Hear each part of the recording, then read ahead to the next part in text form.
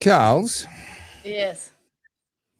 one day, well, I promise you, hand on heart, I promise you, one day, we will start an episode of the Oddcast live on a Monday night without massive, earth-shaking, last-minute technical dramas. One day that will happen. One day when we can afford someone else to do it. Today is not that day. Today was not that day. No, but you look much better in like 720p. Well, look, the blurrier the better, and I usually try and maximize the amount of backlight and minimize the amount of actual light. But this is now, ladies and gentlemen, I'm coming to you from my webcam because for reasons unexplainable, my Roadcaster video has decided to only talk to my computer in about 4 frames per second, which means that as I move, I become a bit of a jerk, which, okay, I get what it's doing. I see what it's doing. It's a funny reference. But I prefer to be in 25 frames per second. Thank you very much. So I did everything. Thank you. Thank you, Captain IT. Really appreciate your deep wisdom there. Have I tried turning it off and back on again? Only 400 times. The computer, the Roadcaster, I have swapped cables between them. I went to, actually, this happened to me last week as well, so I did get a little bit of warning. I was able to fix it last week, but literally just through repetition. But last week, I went to update my Roadcaster software on my computer just to make sure that, like, it was all good. Well, guess what? The latest, have a guess, Carly, you'll never guess. The latest version of Rode's software that you're supposed to have on your computer if you're using a Rode product. Guess which Rode product the latest version of the Rode software doesn't support? The one you have. The one. Literally, there is why? It's a late model, newest generation Rode product. How does their software not support their own damn I am going to hyperventilate in a minute, Carly. I don't want to one-up you, but this is one of those moments where I guess we're entering into a pissing contest because your troubles are minuscule. No. Hold up. Macs are perfect. You can't tell me about computer troubles. You will destroy the image of the perfection of the Apple Macintosh. You will be throwing away years of lies that you've told me about how utterly infallible your computers are. You can't play this. You cannot one-up me. You can't play this game, Carly. You will lose. This is true, but it turns out they don't swim very well. Macs aren't great with swimming. Sorry, hang on. Phone or laptop? You might notice I'm in a very different scene. You went swimming. Sorry. You just you went for a jog down at the beach. You thought the water looks nice. I'll just give some salt water to my keyboard. Like what? How do you swim with a laptop? Help me out. In my hand. Well, yeah. I have to tell the full story. You ready? Strap yourselves in. This literally is a tangent, but you deserve the full story. You ready? All right. Tangent time, you can't hang on. You can't say tangent and not let me do the thing. Tangent time, tangent time, tangent time, tangent time, tangent time. Okay, this honestly, I've never looked forward to a tangent more than this. This is about the death of a Macintosh. Are you kidding me? Best episode ever. Strap yourselves in. This story requires all your attention. So, in 2024, this is where this story starts. I had a MacBook Pro and I discovered that when you pour an entire cup of coffee on it, it doesn't like that very much. And it blows up the motherboard basically and requires a complete rebuild. So not only do you have to, they call it the Logi board in a Mac, not only do you have to replace that, you got to replace the keyboard, you got to replace the liquid retina display as well as the battery. Now, back when I did that in 24, that cost me just shy of $2,000. Very valuable lesson. Coffee, laptop, not good. So, funny story is I've told that story to my boyfriend many times. So much so he makes me a cup of tea every night. And when he hands it to me, I always defensively close the laptop because I'm worried. Okay. I can see a bus. There is a bus coming with G's name written on the front. Are you about to hit your boyfriend with a massive bus? Is that what's happening here? So we're sitting at the kitchen table. We've played robots and, we're setting up AI agents. And I'm like, you know what? I'm done for the night. Let's close the laptop and relocate to the couch. We do that. G gets up, knocks an entire cup of tea onto said laptop that's 29 days old, and the laptop goes for a swim. Brand new M5 MacBook Pro under an entire cup of tea. So the question that springs immediately to my mind is, when's the funeral? Not for the laptop, obviously. When and where are we burying G-Man? Well, G is breathing, but he can't walk, put it that way. Yeah, but if you're in a box underground, you can keep breathing for quite some time, depending on how big the box is. Ah, you figured me out. Yeah. You know that scene from Kill Bill where Uma Thurman is underground? That's G currently. Oh, yeah. He at least has Wi-Fi. So I thought I could watch this show tonight. Yeah. So G, thanks for joining us from Deep Underground. Really appreciate that.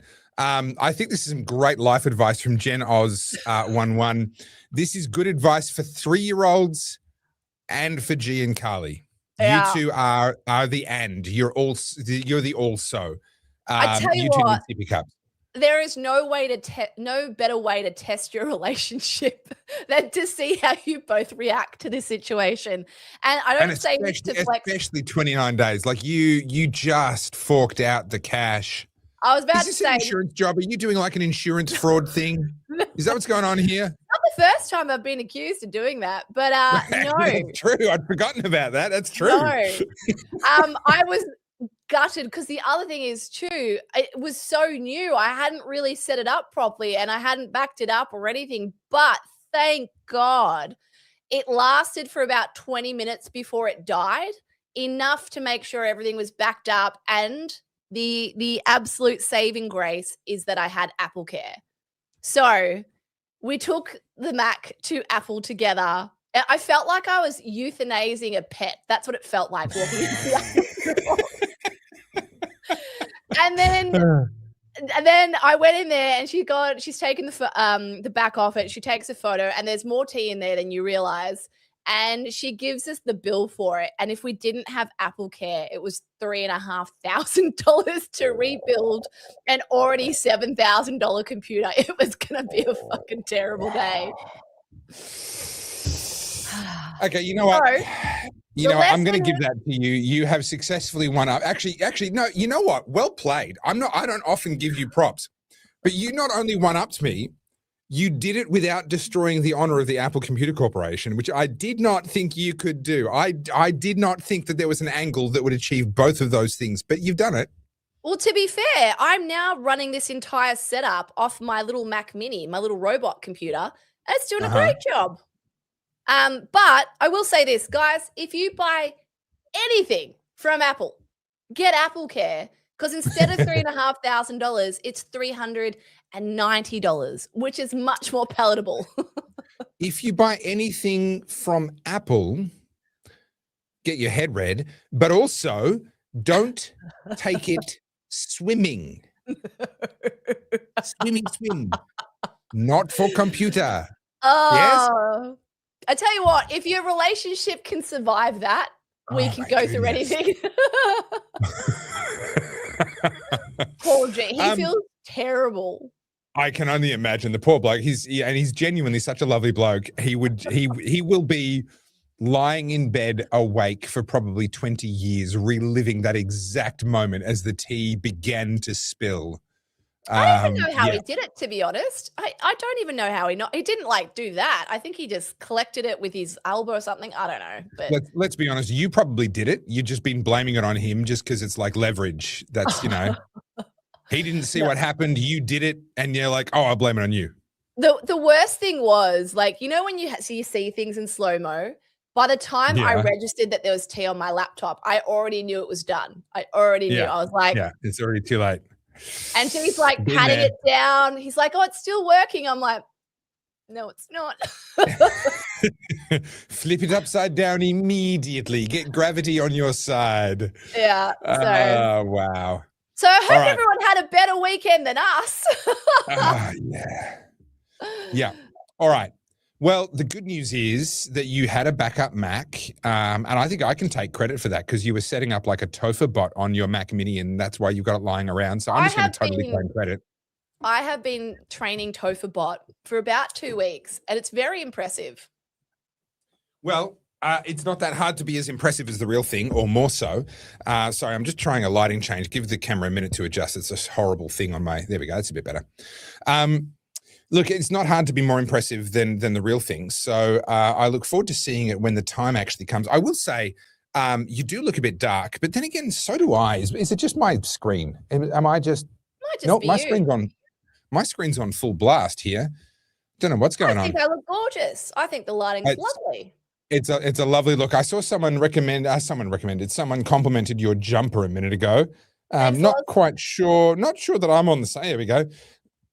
I'm not sure that I'm on the same page, if I'm honest. What does it say? I can't read the comment from here. It says gorgeous jumper.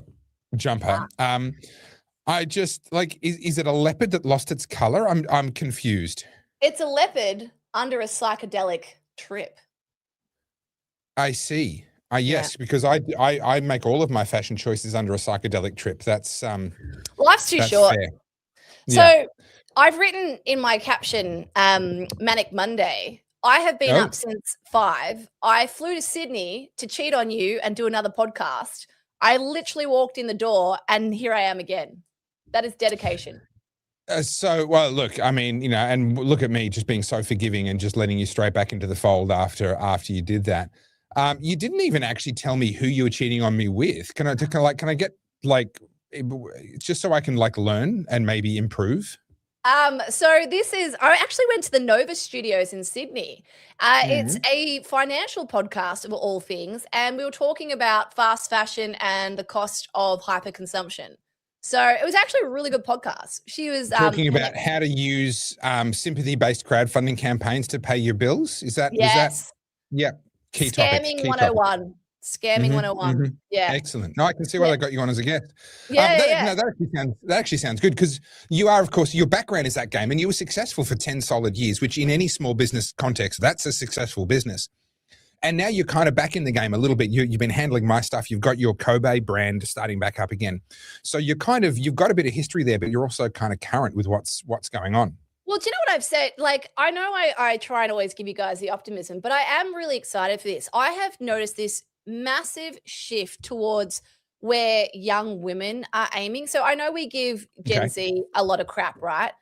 But the cultural shift is away from this Instagram life, and they're coming a lot more across to status is done, right? Wearing your labels, having all the things. Status has been so commodified that it's no longer relevant. The new status is being intellectual. The new status is education. I don't mean higher education. I mean being able to have conversations like this that you would have at a dinner party. And I'm seeing so much because, I keep my finger on the pulse. So much content come out from the young ones saying, this is the book I'm reading. I'm really excited to learn this new thing. I'm done playing small. And I'm like, when did this happen? This is wonderful. And so much so, I've got a really good news story, but I'll share it later. Okay. All I wanted to sort of do was bounce that back to you and agree. We've been talking for a little while, and literally, you and I were talking, just between each other for years before we started the podcast about the fact that the future is actually going to be really kind to us. We're in this moment of massive cultural shift, and you and I, I've been talking about it for, before I even met you, but you and I have talked about it. We saw this coming before it was obvious. Yeah. Right. I saw this coming initially back in about 2017 was when I first went, hold up, it's not happening yet, but I reckon in a couple of years we'll be able to see it. Took till about 2019, 20 to begin to see the beginning. But all of that was obfuscated by COVID. COVID kind of messed up all the signals. You just couldn't see the signal for the noise. There was so much noise during the COVID era. But coming out of the COVID era, 2023, all of a sudden everyone could see it. It was obvious that we're in this moment of massive cultural shift. And I think it's actually going to be really kind to people like you and me. A lot of the fakery, I mean, people are jumping in with comments that agree, but obviously, that will happen. This is our podcast and, they listen to us for a reason. But yeah, authenticity or GTFO, this is, people have had enough of the simulation. This is the attitude, I don't want to use the word values because I'd be using it too cheaply. The exhaustion has kicked that's what in it is. Fatigue. with the fakery, the fatigue. We're done. We're not interested. We know that it has no value. And it was interesting. So I released the Dan Bilzerian video that you bullied me into doing, Carly, you meanie. I did do that earlier today. And it's been received with mixed reviews, as most of my videos are. I'm rarely universally loved. And one of the interesting things was one of the comments was, I can't imagine Dan being like unhappy. Well, he talks about it in his own podcast. He talks about the fact. So this is Dan Bilzerian. For those that don't know, he is famous for being famous. He's the son of a very wealthy, somewhat fraudulent businessman, and made a lot of money. Plays poker for a living, goes to the gym and bangs women. That's his life. That's his bag. He started up an Instagram account and he was looks maxing before looks maxing became a thing. He was kind of Andrew Tate. If Andrew Tate and Bonnie Blue had the same dad, it would be Dan Bilzerian, right? Yes. That kind of misogynistic whatever on one hand and the zero value body count on the other. Right, you put both those together, and you've got Dan Bilzerian. He was playing poker for a living, not for a living. He was playing poker. That's what he was known for, and he literally explicitly spent 10 years chasing pleasure, 10 years of hedonism, and that was literally the point. That's what he wanted to do. That's what he was doing explicitly. He called it that. He said that's what it was. He was chasing pleasure and fun and meaning in life through hedonism. 10 years on, guess what? It's empty. Turns out it doesn't make you happy. Who knew? He could have read the book of Ecclesiastes, vanity, vanity, all is vanity. Life is a breath. Life is just a wind. We get blown away before we know it. He could have saved himself 10 years. But it's just interesting to sort of have these comments come back. And, people have chipped me on various aspects of the video, but this guy coming back, I can't imagine him being unhappy. Well, actually, the funny thing is that comment is the exception. Yeah. Overwhelmingly, people can 100% understand him being miserable whilst he's sitting on a super yacht surrounded by 99 bitches.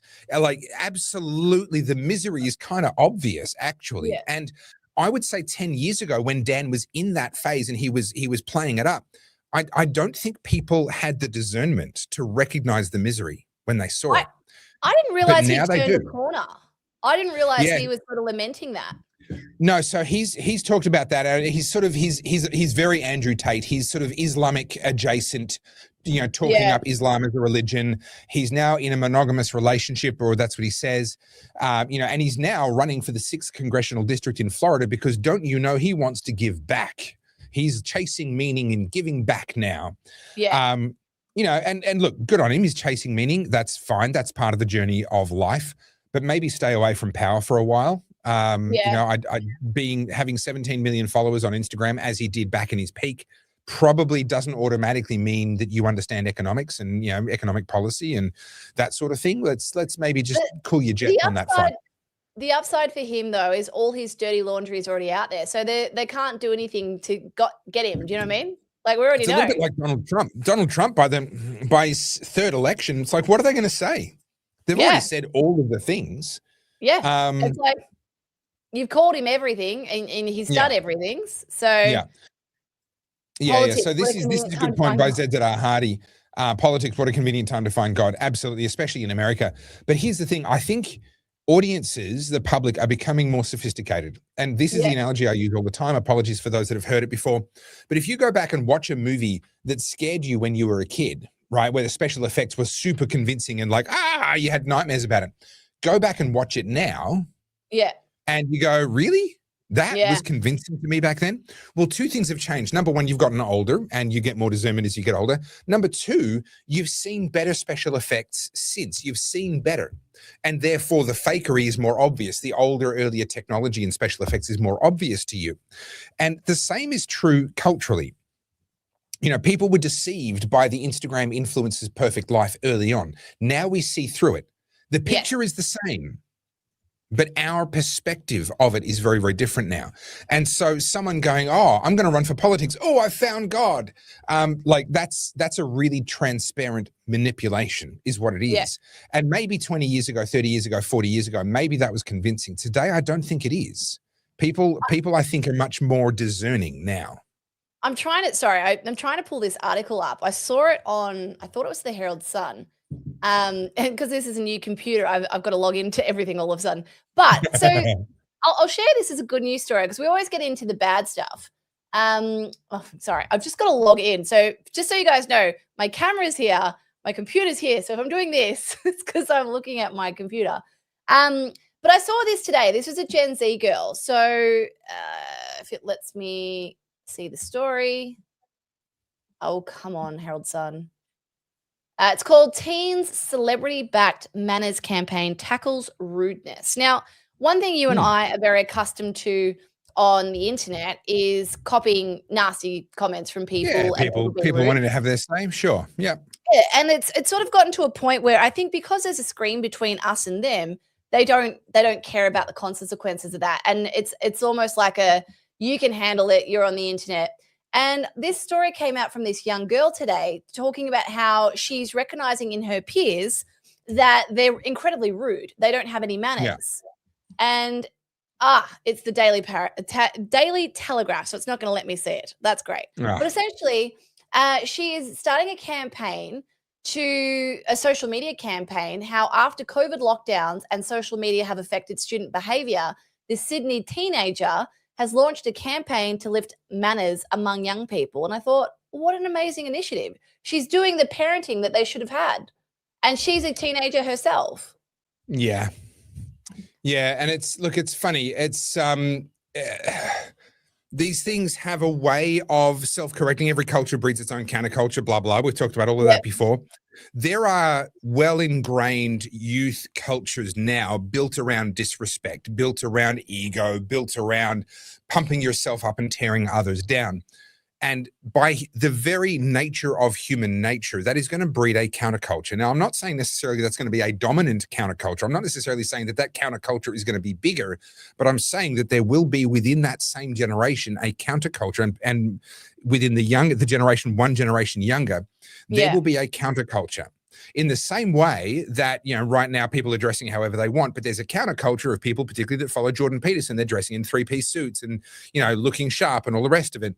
That counterculture becomes desirable specifically because the culture is what it is. Yeah. And if the culture celebrates crassness and rudeness and ego, etc., then you will find that there's going to be a counterculture that says, actually, we're going to value respect and deference and building rather than destroying. So I think it's really good to see. It is really good to see. And it's interesting because I know I've said this before, but all this discussion around, chicken in the noodle aisle stuff and just basic decency, caring for what you have, caring for where you live, just showing like that small amount of consideration to something other than yourself, moving away from this self-centric hedonistic lifestyle that everyone's sort of embraced. And people are recognizing, wow, there's a lot of reward in that. This is very healthy for your self-esteem to be a part of something more. And I think, this counterculture is really starting to pick up speed. I saw like little sparks of it over the last couple of months, but I saw that article today and I went, wow, like what an amazing initiative. She could be talking about starting an OnlyFans. Instead, she wants to educate her peers on having better manners. Like, guys, we're winning. All right. Just a question for you, Carly. Do your little Mac Mini that you're using now, does that come with like buttons that play music? Because remember, like you had the buttons upstairs in the studio that would play sound effects and stuff? Let's try. I forgot. Hang on. I doubt it. Okay. I genuinely, I have no idea. Okay. Do you Hey, can I talk? Yeah. Or are you just going to listen to this? Can you hear that? I can hear that. I can't hear There it. we go. Okay. Do you have some boom chicka bow wow type music? Let me check. I just discovered I can use the sound effects. Copyright strike incoming, says Tortle. Yep. Way too loud for us with headphones, says Miles. Yes. All right. Listen. The applause will do. I was hoping for some good stripper music, but I'll have to just go with the applause and take my jacket off to the sound of a bit of applause. I'll have to load them up. I forgot I had those. I was gonna be stripping off, but I just had to do it to the sound of applause instead. You know that right said Fred, I'm too sexy for my shirt. I can sing it for you. Yes. Maybe don't. I mean, that's if there's anything worse than me singing Tangent Time. It's me singing right said Fred. That'd be probably on the list. Yeah, it'd be up there. So lots of things happening in the news, but it has been somewhat of a slower week. There's small things happening, but it's nice to know that World War III hasn't arrived. I mean, I can't keep up. Is the Strait open or is it closed? I don't know what it's look, someone posted to social media, like the old Looney Tunes cartoons where they would have rabbit season open. And it's like a piece of paper up on a tree, and then the rabbit would tear it down and it'd say closed, and then the hunter would tear it down and say open, closed, open, closed. It's a little bit like that. Straits of Hormuz, open, closed, open, closed, open, closed. What's interesting, I'll double check now, but what's really interesting, so the oil markets are open again today, and I was really curious to see what they were going to do in response to the Iranian announcement that they were closed. Now, I got my timing. I did a post late last week saying I'm weirded out by the fact that the markets aren't climbing more than what they are. What do you think's going on? And people pointed out that actually I had got my timing wrong, and the market had actually already closed, which does explain that one, obviously. So that's on me. But what's interesting is the market open today and it's holding below 90. Which is still, I mean, it's much higher than it was before the Iran war started, obviously, but that still indicates to me that even with Iran having now turned around and reclosed the straits, there is considerable market optimism. And I don't have a good answer for you. I've gotten a couple of guesses really quite wrong on the whole Iran oil thing already so far. So everyone just take what I say with a really big grain of salt. Clearly there's something I'm just not reading correctly here, and I don't know what it is yet. But my best guess here is that this is the effect of so much American oil coming online. And the world markets are sitting there going, actually, there's a 20% shortfall because the Straits of Hormuz are closed, but actually it's only a 10% shortfall because America is going drill, baby, drill. It's still not good. It's still elevated prices, but it's not reacting the way that it did the first time the straits were closed, for example. So I have to assume that that's going to be based around the fact that so much American oil is coming online, alternatives are coming online. I know Saudi Arabia commissioned an alternative pipeline that doesn't carry a lot of oil, but it all helps. And then that pipeline got hit and then it's been repaired and there's been a whole drama around that. The market is adapting. And I think that's being reflected slowly. The oil price appears to me to be becoming a bit less reactive to whatever happens in the strait. Ben Frail's got an interesting point here. I heard something happen in Geelong too. Yeah, look, I covered that. That's going to impact us here in Australia, but it's really going to have no noticeable impact globally speaking. Well, I read today that they think it'll be up and running within weeks at 90% capacity. So they're pretty confident they can get it back and back up again. But I mean, talking about the Geelong refinery, for those who don't know what we're talking about, there was a mysterious fire at one of the last remaining oil refineries in Geelong. And this refinery is 70 years old. And of course, everyone went nuts with the conspiracies. I did read an article that there was a drone that has a laser on it that was flying around. And I mean, we can speculate, but it was mighty convenient that it did go up in flames. That's for sure. Look, this is the stuff that I just don't buy into. I just don't buy into any of this nonsense. So The drone, I saw the map of where it flew because when it comes to this sort of nonsense, sometimes I just let it pass me by. I'm like, yeah, whatever. Okay. Alex Jones is talking about lizard people again. You know what? I'm not going to spend any time on this. Other times I'm like, I don't want to, but fine. I will have a look because I have to at least know what I'm talking about. I have to have at least had a good look at it and given it a chance. And so there was this list of these data points, this tracking data from the flight radar apps.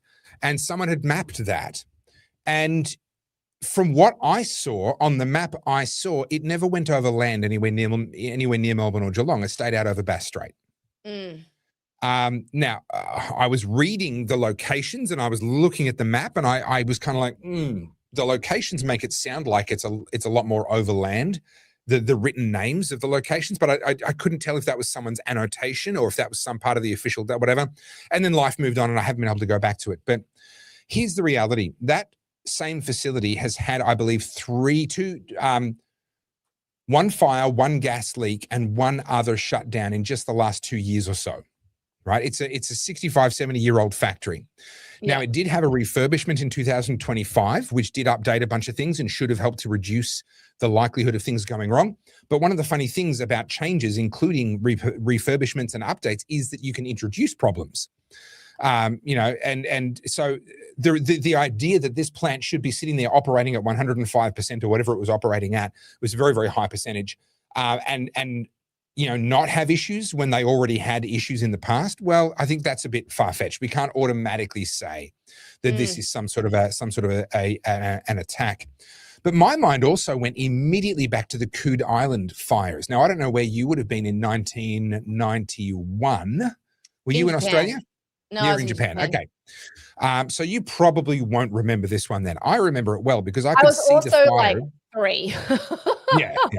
Well, I'm an old fogey compared to you. I couldn't see the fire. I could see the smoke from my house. I could get up on the roof of the garage behind my house, and me and my brothers could stand up there and look at the smoke from the Coode Island fires. Coode Island is a chemical processing plant that you could see on the right-hand side as you drove away from the city over the Westgate Bridge. I remember seeing it there in where all the shipyards are now. And there might actually still be some of it there. I'm not even sure. Actually, I haven't looked in a long time, but it used to be very prominent. You'd have all these massive, multi-story high steel tanks. And there was a fire. There was an explosion and there was a fire. And I believe no one was killed, but a couple of firefighters were injured, I believe, if my memory serves me correctly, in that particular incident. And it took them 2 days to put it out, and they actually had to bring in specialist firefighting units from Melbourne Airport that could shoot foam, fire retardant, because water wasn't the right, chemical fires. Some of them are okay, but many of them, you can't use water on them. You'll just literally just spread the fire or actually create an explosion. So they had to bring in specialist firefighting units from Melbourne Airport to go and fight this fire, and they put it out at the end of 2 days. And what had happened, they did a full investigation. And what they deduced was that the fire was ignited by a thing called St. Elmo's fire. Now, this is essentially electrical discharge. This is what happens when, a change in the weather happens, and now all of a sudden there's a mismatch between the Earth's electromagnetic activity and the atmosphere's electromagnetic activity, and it tries to balance itself out. That's what lightning is. All right. Mm-hmm. You've got too much of a difference in charge, and then something happens and it's able to discharge. St. Elmo's fire is kind of like it's the Temu version of lightning. It's the lightning you get when you bought your lightning from Temu. It's kind of just this slow trickling discharge, and it can look really pretty. It can be quite spectacular to look at. Sailors would be familiar with it. Anyone who goes out on boats with a mast at night. Pilots are quite familiar with it. It often happens around aircraft traveling under certain conditions. And anyone that works on tall, spiky metal things like power poles, talking the high tension ones, up the top of skyscrapers, all of these types of structures specifically have grounding rods and ways of dealing with lightning and with St. Elmo's fire. What they believe happened, because a storm blew through right over the top of Coode Island earlier that day, was that there was a buildup of a certain electrical charge. And then after the storm came through, there was another sort of change that came through that changed the electrical activity in the atmosphere and generated a lot of potential in the electrical difference. And they had St. Elmo's fire going on up around the peaks of these really tall metal tanks. And at some point, somehow, that ignited some vapor in one of the chemical tanks. and made just a huge explosion, blew out one of the tanks. It's a huge fire, a spectacular fire that, like I said, took 2 days to put out and ages to clean up. That had nothing to do with lasers mounted on a drone flying over Bass Strait. Okay. Oh, come on. That story was more fun. So I'm just going to go with, let's cool our jets a little bit on the conspiracy theories. Yeah. And say that maybe a 70-year-old industrial plant had an industrial accident whilst running over its nominal capacity, trying to make up for a global supply chain shock. Maybe we can allow that to be what's happened here. Yeah, look, and the issue is, like, when it comes to stuff like this, because everyone's so skeptical and everyone's, always looking for that hidden piece, right? They know there's something wrong. When something like this happens, like, all reason goes out the building anyway. People aren't willing to hear it. And I mean, within seconds of that story hitting the news, the conspiracies were everywhere and everyone was an expert. The news Everyone wasn't even... knew. Oh, they knew. And it wasn't, the story wasn't even an hour old. Yeah. And people are putting up, talking to camera exposés, talking about this, person said this. And I'm like, guys, there's things to get upset about, but let's just keep our heads in the game. And this is where they win, right? As in, not the people doing the conspiracy. This is where, if there is shitty stuff going on in the government, this is the kind of stuff that distracts you from paying attention to the stuff that's done in plain sight. Like, I think people, we've said this before, people give the government and its nefarious, bodies, like 3-letter bodies and whatever, way too much credit. These people are nowhere near as organized as you think. Oh, 100%. The government can't organize a route in a brothel, and yet we think they can manage all of these kind of, like, highfalutin, complicated conspiracy theories. But yes, the comment that I just had up there till a second ago is correct. It's sort of, because we do get lied to all the time, that makes it very difficult to kind of cool your jets and be like, no, hang on, maybe this isn't another one of those. Yeah. And it would be nice if we could just have a little more faith in our politicians to actually just not be lying to us flat out the whole time. And that's the thing. I mean, right now we're looking at, in Victoria, to distract from some of the most horrific things that have been happening. I don't know if you've been paying attention. There was a man who drove into a crowd down here at Comic-Con, like the convention. There was another horrific knife attack.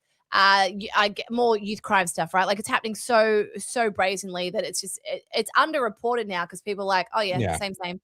And so Jacinta Allen's like, oh, well, guys, I'm going to extend the free public transport. It's like, nothing to see here. Keep them. It's bread and circuses, right? That's exactly what this is. She's in an election cycle and she knows things are dire. And can you believe this today? I'm sort of jumping all over the place, but The Age put up an article that said Beck Judd may have been right on youth crime. Do you remember this story? I have not read that story. No. So it was 2021 or 2. Daniel Andrews was still the Premier of Victoria, and Beck Judd, on her stories, as she does, called out and said, the crime in Bayside, Melbourne is out of control. There's rapes, there's home break-ins, there's car theft. And Daniel Andrews famously gaslit her and said, the data says otherwise. Well, it turns out Daniel Andrews may have been lying himself, because the data, says verbatim, it's fucked. There is things that are, the crime down here is just out of control. And you talked about fatigue. It is fatigue. And I think everyone's ready to reclaim this city. And I just, how I get my weird Spidey moments, my Oracle moments? I had one on the plane. I was pretty lucid. I was in and out of consciousness. And I just had this, call it a premonition, this idea that there will be a campaign to reclaim Melbourne, right? And I don't know if it's post or pre the election here, but I think the appetite and the desire to finally grab this city back is actually here. I can feel the energy. People are done. They are so fatigued with the nonsense, with the crap. People just want to get on with it. And I think that momentum is big part of why we're seeing One Nation rise in the polls. it's not, yes, immigration's part of it, but I think a lot of it's people like, I just want to get back to normal, which, I'm sorry, but I need to bring your attention to something. Do you know how last week you and I were like, do you remember that?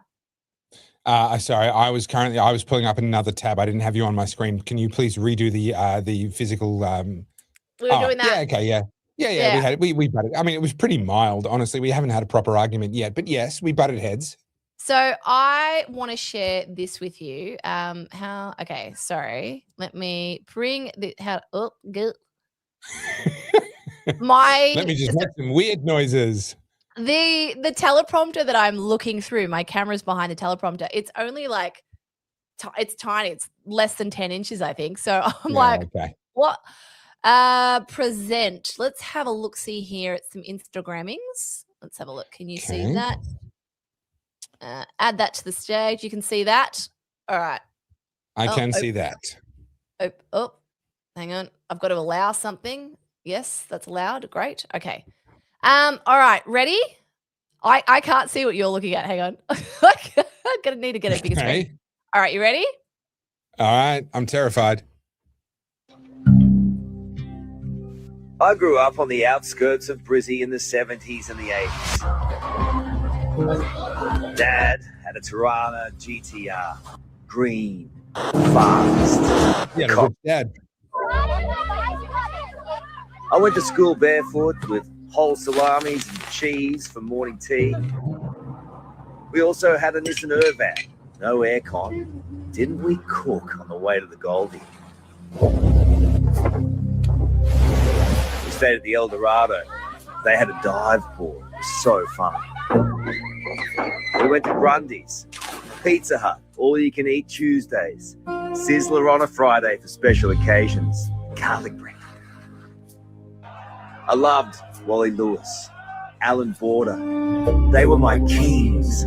Dawn Fraser, the Queen, gave us something to dream about. They did.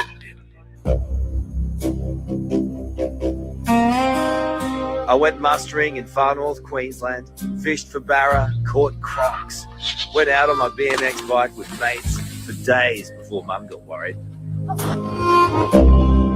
Got chased by chooks, pegged rocks across creeks. Bliss.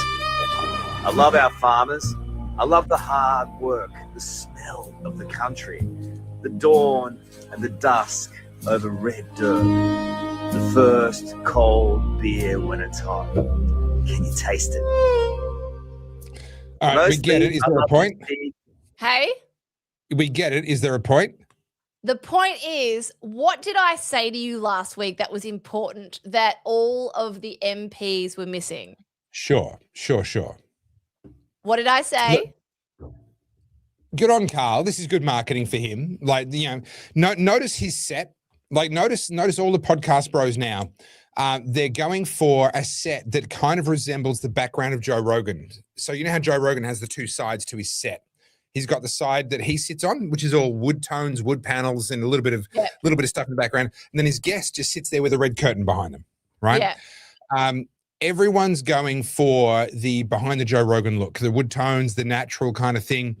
Even Tucker, I think, probably had one eye on that when he was designing his set, sort of the backwoods set that he's got up there wherever it is that he lives. And you look at Karl Stefanovic. Now, he moves around a bit. He interviews people, in remote locations. So not everyone's in his studio, but his studio is the same deal. They're all going for this kind of somewhat nostalgic wood tones, natural textures kind of feel with a couple of sort of Western country references, maybe a set of horns or this sort of stuff. And I think it all is playing in a little bit to this nostalgia thing that we've talked about. But whilst that might be incredibly powerful for Carl, and yes, it has meaning for you and for me, is that really what's going to move the needle for people, let's say, under 35, under 30? You were talking, the context of the conversation we had was in the context of younger people and the fact that younger people are tending to vote more left and so forth. And I just don't think that that's a play. I mean, that's a play that will work really well for him from a marketing perspective in the 40 plus and particularly in the 50 plus demographic. 100%. I agree. No, you'll get no argument from me there. I just don't think it holds. It's a little bit like boomers wanting us to get all nostalgic about Spitfires. Like, I think Spitfires are cool aircraft, but I never saw one fly with my own eyes in wartime, blah, blah, blah. Like, I'm not going to get misty-eyed the way that some kid that stood there in a farmer's field outside of London and watching the Luftwaffe fly overhead, they're going to get misty-eyed about a Spitfire in a way that I'm never going to, right? And so when you appeal to nostalgia, you have to realize what is nostalgia for the group that you're trying to appeal to. And I think at the moment, we're kind of, in terms of aiming for the demographic that you were talking about, I haven't seen anything that is actually going to move the needle on that front, in my opinion. No, you're right. And I agree with you. This isn't for Gen Z, but I do find it really interesting how Carl's an interesting one, right? He's literally part of the machine. He's been part of the Today Show for, gosh, what, 20 years? He's been there a while. I can't remember how long. Is he the one who wore the same suit for years just to prove a point? I don't know, to be honest. Who was it? Help me out in the comments, guys. There was a Today Show, breakfast show, something or other, male presenter who kind of was a bit annoyed about the fact that the women are expected to always be wearing something new. They kind of can't wear the same thing twice. And it was someone, I think it was him, and he literally wore the same suit. I think it had 2 pairs of pants, but he wore the same jacket and the same pairs of pants, the exact same style, just had it dry cleaned every weekend for an entire year. And then at the end of the year revealed, so people are confirming, yes, it was Carl. And I actually really kind of respect that. I think that's a kind of a cool thing to do when you're in that position. I've liked some of his stuff, and I like some of his current stuff. He's always been in the machine, but I don't know that he's necessarily a part of the machine to the degree that others are. It's more so, my point was going to be more so, it's safe now for someone who is a big part of the machine to be that means things have changed, right? There's no way he would have done that during COVID because the powers that be, his bosses above him, would never have let that pass. It's obviously safe for him to do this, which tells me that the things are changing, particularly at the more, what do you call it, managerial level. Yeah. At the corporate level, yeah. But what I see from this, and I'm already seeing it from Gen Z, is I said this before, they are yearning for something that they don't remember. There's this chasm in them, this thing that they don't remember. And I said this on the podcast today. I was talking specifically to fashion, but I do think this relates to what we're talking about here. You and I, I'm 40, right? So I'm sort of like towards the end of the millennials. I think millennials stop at 92 or something. I still remember having things for a long amount of time. I still remember that we had our family TV for 15 years. We held on to things longer. Gen Z is the first generation from the disposable generation. They didn't have anything longer than a couple of years. They were everything around Gen Z is planned obsolescence. Always upgrade the laptop, get the new phone, get the new they didn't even have iPods, I don't think. Buy the latest fast fashion. And you think about the world Gen Z grew up in, everything was disposable. So you didn't have a connection to anything. You and I still remember that you would save up your pocket money to go and buy something and be like, wow, I'm going to treat this like it's made of gold because it's so special to me. Gen Z don't need to worry about. When you and I and our parents went to buy a TV or a computer, it was like a family decision, and everyone stood around the dining table looking at this new, very expensive thing. Gen Z, you can buy a computer at Aldi and a bloody TV at Aldi now, right? And it doesn't really matter what brand it is. It's still going to be relatively good. The reason this matters is Gen Z's life has only known disposable things. And when I say they're yearning for something, they've never really had something to carry them through. Everything's always obsolete. Everything's out of date. They're trend driven. Can you imagine seeing millennials, Gen X, and to a degree, boomers, talk about this life with this level of nostalgia and pride and happiness, and Gen Z have never had a taste of it? This matters for a couple of reasons. The progressives to the far left and the fringe to the far right, very relevant to this conversation. I'm talking about the people in the middle. I think Gen Z, they've been raised on hedonism. They've been raised in a cotton wool society where, don't take any risks. We'll do it all for you. Yeah. Imagine what that's building. And they talk about this in The Fourth Turning, not to mention the book again, but it's creating this vacuum, right? This vacuum where they're craving something they've never known. And I think they'll go out and build it. This is the first time you guys can hear it on the podcast that I'm actually going, I'm pumped for Gen Z. Like that article that I couldn't show you that was behind the paywall of that young girl who's like, no, I want to teach my peers manners. I'm like, that's it. That is them breaking out. So this video from Carl's important for a couple of reasons. It talks to the yous and the me's. I mean, Carl's from the 70s. I was born in the late 80s. But we're going to see people have their versions of this. Gen Z doesn't have that. What can they be nostalgic about? They didn't have the same TV for 20 years. They didn't have the Nintendo. They've always got the latest and greatest. They don't know anything different, right? Oh, no. They can be nostalgic about before their parents got divorced and while their dad was still a male. True.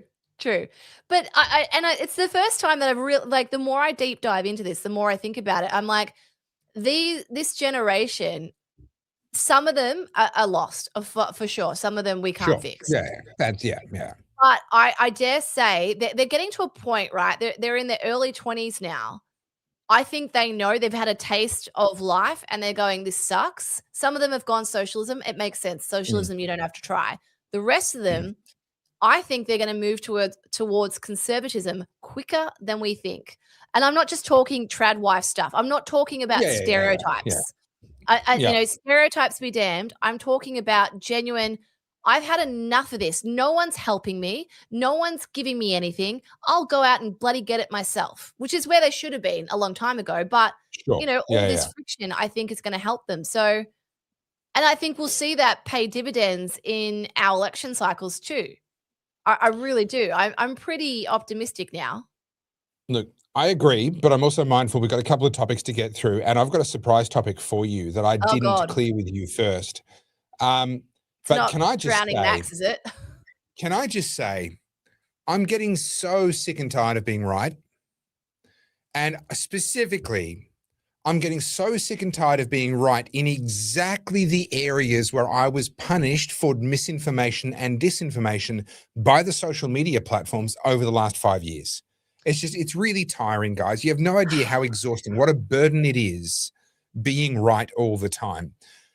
Did you know that the government, and when I say the government, I mean the Department of Climate Change, Energy and the Environment and Water, have now come out and admitted, and it's all in bureaucratic language, I'm not going to read it, but this is the name of the report. You can find it for yourself. It's the Inquiry into Solar Panel Reuse and Recycling in Australia, submission to the House of Representatives Standing Committee on Climate Change, Energy, Environment and Water. In very bureaucratic language, in this document, which came out in March 2026, they admit that in Australia right now, approximately 90% of solar panels are going into landfill. They are not being recycled. We were told, oh, all this manufacturing, all this industry, all this mining, all of this digging up the planet, all of this 8-year-olds in the Congo being forced into child slave labor to make their bosses rich and to die young of heavy metal poisonings in their 30s, if they're lucky, but more likely in their late 20s, that all of that was worth it because once those minerals were out of the ground and those metals were out of the ground and they were in a solar panel made, of course, by Uyghur slave labor in China, but let's not talk about that either. Once they were in there and brought to Australia and installed over perfect, pristine farming land, that would forever be in our energy ecosystem. That when those panels aged out, not in 10 or 15 years, that's misinformation. It's going to be at least 25 or 30 years. These things will be fine. And they were going to survive until I'm like 80 years of age, and then they would get recycled. And all of those heavy metals and all of those minerals would get turned back into pristine, brand new, perfect solar panels to get reinstalled in the same locations. And we would enter a circular economy where no more of this strip mining the planet in the name of the environment would ever be necessary ever again. But it turns out, and no one could have seen this coming, literally nobody said, actually, this crap is going into landfill. No, not me. No, if you did research, you couldn't find me predicting that at all. You couldn't find any One Nation politicians. You couldn't find anyone perhaps on just the rational side of humanity making the very obvious point that we have absolutely no ability to recycle this crap here in Australia, and the Chinese have absolutely no appetite to have it shipped back to them to be remanufactured, because that's more expensive than making them brand new out of raw materials. There is literally no market for used solar panels. No one wants them. Hardly anyone is recycling them at all. And in fact, the recycled stuff ends up being more expensive than the brand new stuff. No one was warning about that, I will have you know. And so I was gobsmacked to learn that, in fact, I was right. But that's impossible because no one could have predicted this. But I was right. And 90% of it, according to our government, is currently going into landfill. And you know what solar panels do when they get sort of broken and crushed up and dumped in a hole in the ground? Leak toxic shit into our soil. And do you know what the half-life, we hear about nuclear waste, oh, the half-life is thousands of years. It lasts for thousands of years. You know what the half-life of those toxic metals is? Infinite. They have no half-life. They don't break down because they're not radioactive in that same way. They are toxic, and that's a different thing. Once toxic, always toxic. All you can do is dig it up and chuck it somewhere where it's not going to leach. But guess what? If it's leaching into your groundwater, good luck. Good luck with that one. All in the name of the environment. This coming. Again, I had this conversation today on this podcast about fast fashion. Everyone talks about things like, oh, you know, we're going to be more sustainable, right? The biggest greenwash in fashion was vegan leather. Right? Because obviously leather from cows or lamb is evil and horrible, even though our ancestors used animal pelts all of human history. But no, we are far more morally superior than we are sophisticated. Yep. We're way smarter, guys. So we're going to invent a polymer or like a plastic, call it vegan, and convince everyone to buy that. Now, what is another name for vegan leather? I'm guessing vinyl. Or? I don't know. Starts with P. Pleather? It's plastic. That's what vegan leather is. Sure. Okay, it's plastic. And now Lululemon, the gym brand, is now in court in the US over chemicals that are like forever chemicals that are on their clothes that are being used for moisture wicking or stain resistance or stretch. Those chemicals, they're called PFAS, are potentially poisoning people. Now, think about Lululemon. They make sports bras and leggings. Yep. What parts of the body do they go on? Parts of the body that are pretty susceptible to things like cancerous tumors and other horrible things that women suffer from. And so you've got all these different things happening all at once. The argument 10 years ago was sustainability. Buy things that, aren't animals. And that, because remember, cotton was evil for a long time because the cotton. Oh, yeah, because of the water consumption. Yeah. Right. So we've got to use more polyester. We've got to use more vegan leather. And now people are understanding that plastic is toxic for you. It could be slowly killing you and harming your reproductive system. So PFAS is the stuff that in Australia we're getting all our knickers in a knot about it because a lot of it's been used and spilled in firefighting or in firefighting training, and now it has to get dug up. And again, it's not radioactive; it's toxic. It doesn't degrade over time; it just sits there or it spreads. So yeah, it's kind of funny to me that people have been wearing that without realizing. But I just want to give comment of the night to Hanson 999. This comes from when we were talking about the fact that all these materials, vegan leather is made out of plastic, which comes from oil, which is made out of what exactly? Dead animals. Tell the vegans that they're wearing dead animals. No, you don't understand. It's vegan leather. Yeah, made out of dead animals. You're still wearing dead animals. Well done, Hanson 999. That is a great angle. There's so many things to consider with this, not just fashion, but just in general. If you go far back in the supply chain and you realize how things are either mined or how things are produced, it's pretty horrific. Like, I'm about to go to China next week. I'm going to Guangzhou. I'm going to literally ground zero of our production core. Yeah. Not just for fashion, for everything. Everything comes from bloody China. And people want both things at the same time. You want cheap prices, you want affordability, you want convenience, but then you also want all these beautiful, sustainable, make everything all happy and rainbows and pretty. Yeah. You can't have both. You pick one. James makes a great point. It might be dead animals, but they were ethically meteor slaughtered dead animals. And we don't do it that way anymore.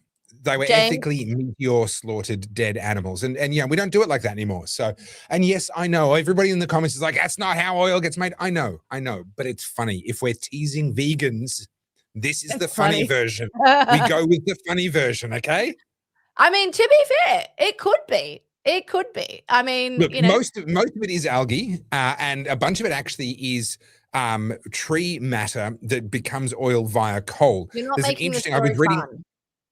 Sorry? This is not fun. It's not fun when you ruin the story. Can I share with you some very interesting research that I was reading recently?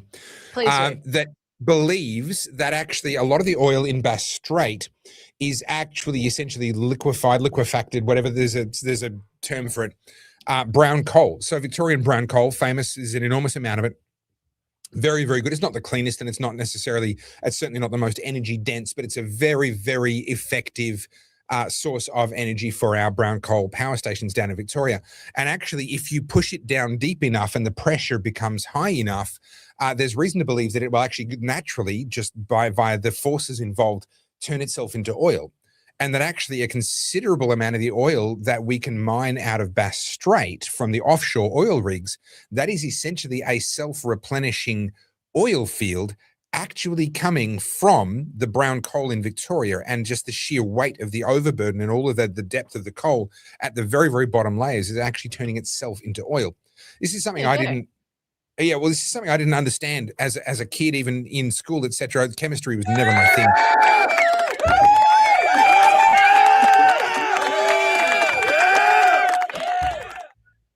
The level of smug, the level of condescension, honestly, is like a Mac owner driving a Tesla. I would never. Like the level of smug that just came from you just then. I would never drive a Tesla. That was smugness of South Park proportions. That was epic smug. I don't often get offended, but accusing me of driving an EV is unconscionable. Well, look, you hurt me, I hurt you back. Like that's how this rolls. But essentially, oil, gas, and coal are genuinely just different versions of the same thing. And under the right circumstances, they can all be transformed into the other. Well, okay, not so much back to coal, but you get what I mean. Like these are the same raw materials arranged in different ways. And like, for me, that still blows my mind. And even plastics and what can be done with plastics to rearrange the polymer chains to turn it into different types of plastics and solids and liquids. And it does my head in. That is tantamount to magic. Whoever works in material science, you guys are magicians, basically. Yeah.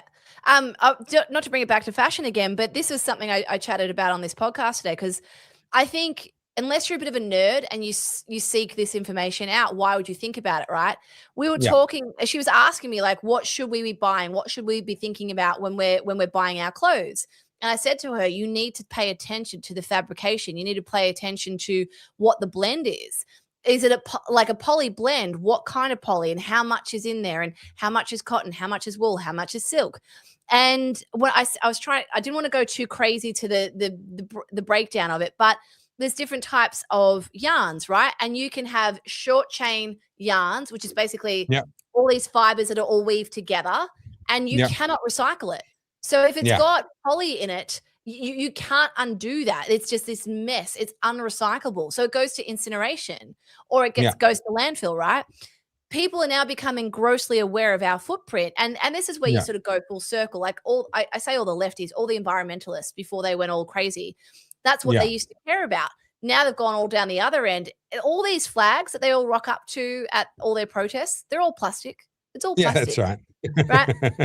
Right? We're starting to realize that all of these clothes, all this fast fashion that people want and have this insatiable appetite for, you can't do anything with it. It is single-use plastic. That's what it is, right? Yeah. You think, oh, it's not 100%. single-use because you wear it 1 to 2, 3, 4 times. It is single-use. It has no life after that. It has to be incinerated, or like you said, it sits in landfill and becomes toxic sludge. Okay, so I can't take credit for this. I saw this as I was scroll holing on Instagram, which I do from time to time now. Partly I blame you for that, but anyway. So I can't claim credit for this, but I thought it was very, very funny. A comedian did a routine about how someone who was like this vegan activist, environmental person saw him using a plastic straw and was like, hey, you can't do that. And he said, why not? That's a single-use plastic straw.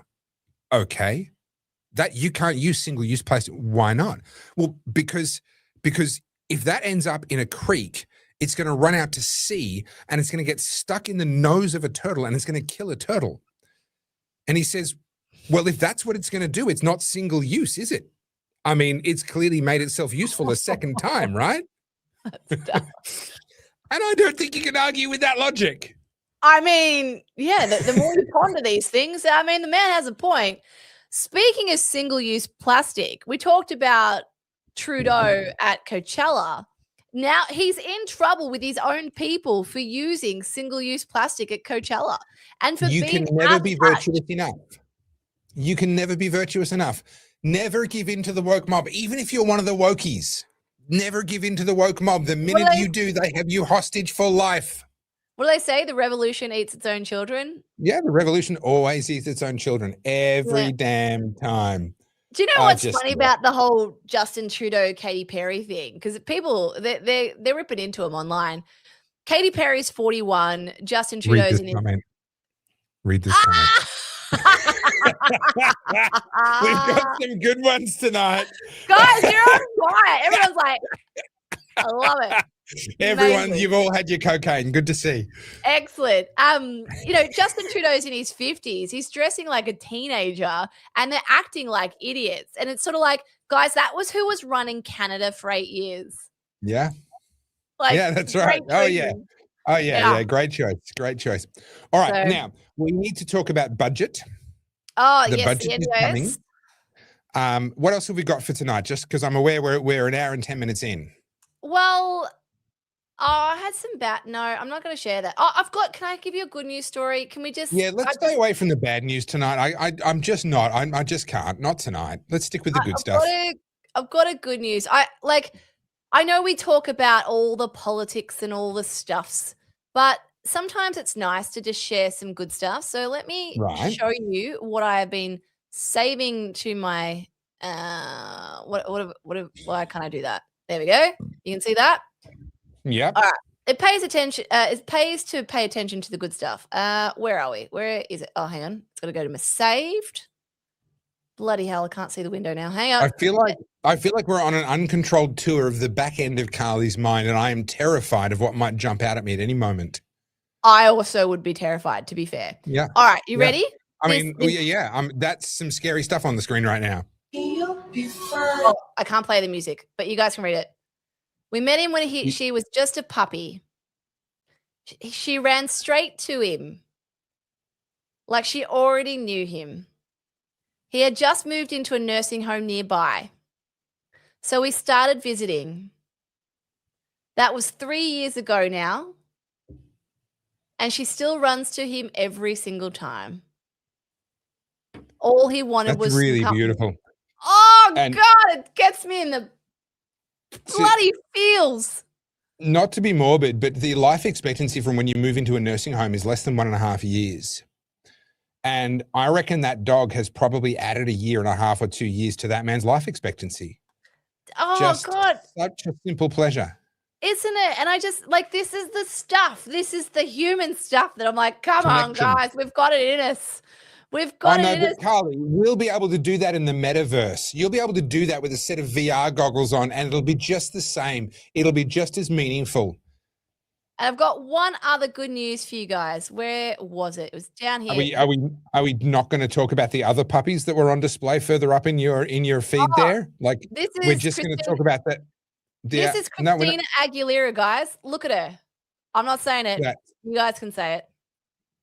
If that came bouncing up to an old man who had just moved into a nursing home, if those puppies came along looking to get patted, he would probably die of a heart attack on the spot. Yeah, but anyway, I don't want to judge her. That's going to age about as well as Pamela Anderson did for a while there. I don't want to dunk on her because I hate dunking on women, but it makes me so sad that's what Hollywood does to them. Do you know what I mean? She's a freaking talented singer. She's phenomenal. She didn't need to do that herself. Yeah, anyway. I suspect, Chubby Corella, that plastic's going to get used multiple times. Just to be fair, it's probably not single use. All right, I've got two more good ones for you. They're short, but they're good. All right, surely you guys saw this one. I don't think I can play the music. I'll try. All right, ready? Taking the roof racks off. It's systematic.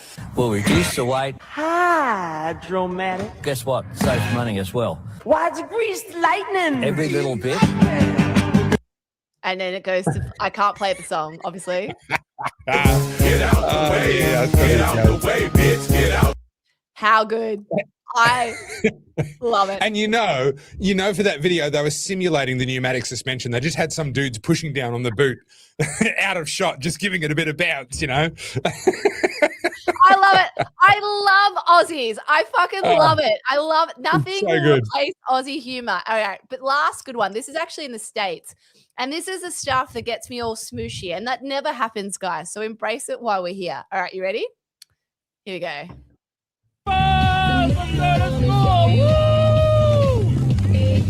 Bieber-Cella? Bieber, Justin Bieber. Yeah. School day, Bieber-Cella. Are all those kids just joining? So they're all on their way to school. It's called Bike Bus. So the adult at the front drives around the I get neighborhood. that. Yeah. I know, I get that. Thank you. That's cool. Plays music and they all ride the bus to school. Isn't that cute? Come on. That is bloody cute. Carlz, What? the reason why I wasn't commenting on that, I was trying to see what else was going on. This happens up where I live now. Does it? Right. This is Yeah, only bike weird to you. This is only weird to you because you've been crazy enough to stay in a capital city. Capital cities in Australia suck. The real Australia still exists. It's just not in Melbourne, Sydney, or Brisbane. I saw that and I was like, that's freaking amazing. Like humans, when we want to be awesome, we can be bloody awesome. Okay, so can I tell you something? So Please do. I was trying to homeschool my kids. Life got complicated and hard, and we ended up putting them into school. But we found a school that we're pretty happy with. It's not a private school, but it's a pretty good one. It's a good school, and my son will finish up school, and on one particular day of the week, he and a bunch of his classmates will walk. It's, I don't know, half a K, something like that, with the chaplain from the school down to a local coffee shop. And board games come out. The coffee shop's got a cupboard full of board games, and board games and dice games and this games and that games all come out, and the kids have a riot of a time playing games with each other until about 5:30 at night, when parents come and pick them up. As you know, I go and pick up the kids sometimes on a Friday or what have you, and there's the cycling school bus over there. There's a walking school bus going that way. There's the kids going off to the board game club. You know, like that world still exists. It just doesn't exist in the cities anymore.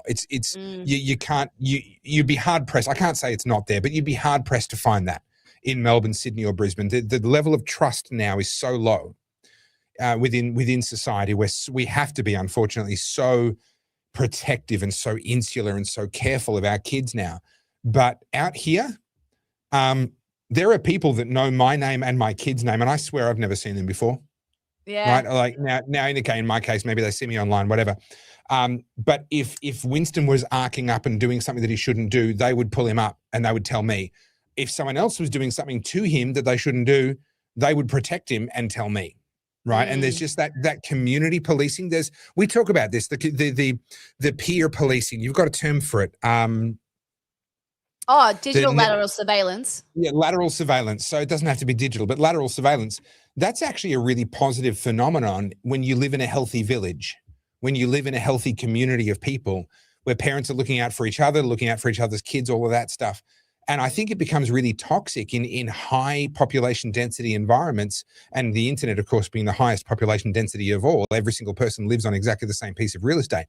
But in country towns, it's actually still a really healthy thing. It is just community at work. It still exists. Yeah, and look, I think, like I said, there is definitely a shift towards that. Like where we're living right now, I think I mentioned this when we moved here. I was so taken aback by how friendly everyone was. I just came from a snooty private estate full of McMansions that looks pretty. And I think I said this to you guys. It was weird. It gave me Stepford Wives vibes. Like we never saw anyone.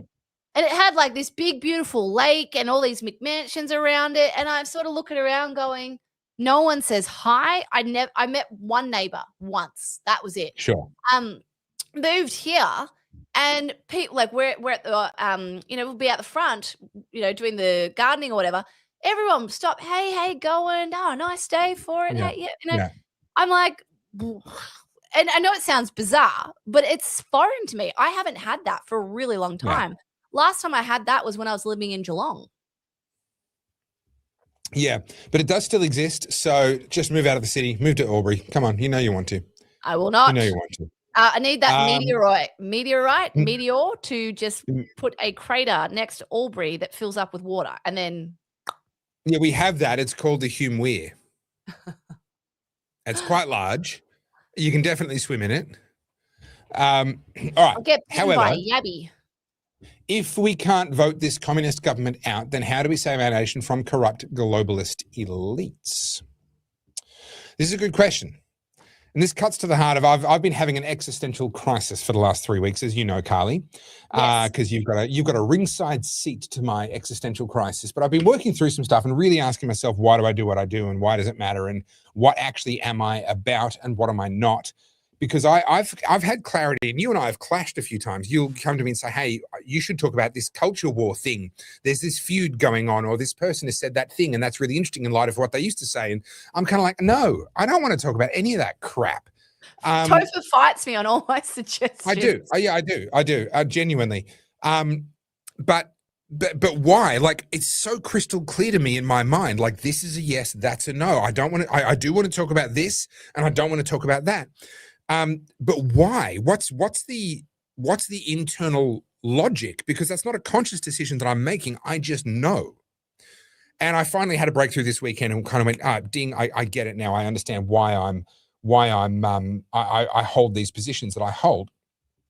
But what's interesting for me is that little epiphany that I had has helped me a lot with this question here. The question of global elites. So there are some people that are obsessed with whether it's the Jews, whether it's the Jesuits, whether it's the Club of Rome, whether it's the lizard people. They've got their shibboleth. They've got their group of bad people that are trying to destroy the world. And I've never been interested. I copped a bunch of hate today on one of my videos on YouTube. People being like, oh, Topher never talks about the Jews. I'm like, yeah, because they don't run my country. Oh, but they do from backroom. They have backroom meetings. Don't you know they're meeting all the time? Yeah, okay, let them meet. What matters is what becomes policy, right? Whether it's the World Economic Forum and Klaus Schwab, whether it's the Club of Rome, whether it's the Jews, whether it's whatever enemy you want to invent in your mind, and whether they're real or imaginary, I actually don't care. They don't matter until they get to influence what becomes policy in this country. And so if we can take control of the policy and the policy makers, as we the people, that is, then we win. They don't, right? There is a even all the UN treaties. So people say, oh, we've signed all our sovereignty over to the UN. No, we haven't. The UN treaties work in a very specific way. They bind the legislature to pass legislation. That's what they do. They actually have no binding effect on the people, none whatsoever. They bind the government. They bind the government of the day and the people that agreed to it to passing or trying to pass legislation, to handing in reports and these sorts of things. They're not actually binding directly on Australia and Australians. And so if we can take control of the policy that gets written in this country, of the laws that get passed in this country, then the global elites can do whatever the heck they want. It doesn't matter. The lizard people can go and lizard all they like.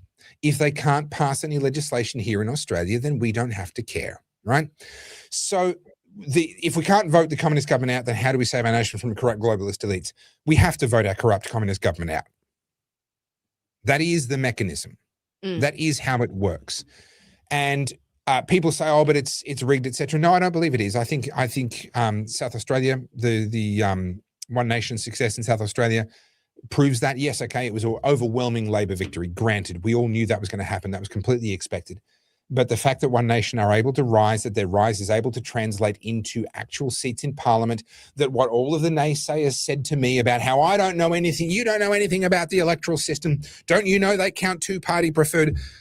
Don't you know I've been through this a million times already? I've had 1,000 of these conversations with idiots like you just this week.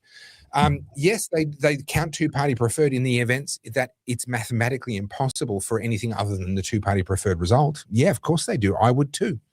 But the minute they see the results come in and they go, hang on, this does not match the assumptions that we made, which happened a lot in South Australia, they throw their pre-planned two-party preferred count in the bin and they do a full count, and they don't declare a result until they've done a full count. To my knowledge, there has never been an instance where the Australian, that's the federal one, Electoral Commission has declared a result in a seat that was later found to be wrong when they did a full count.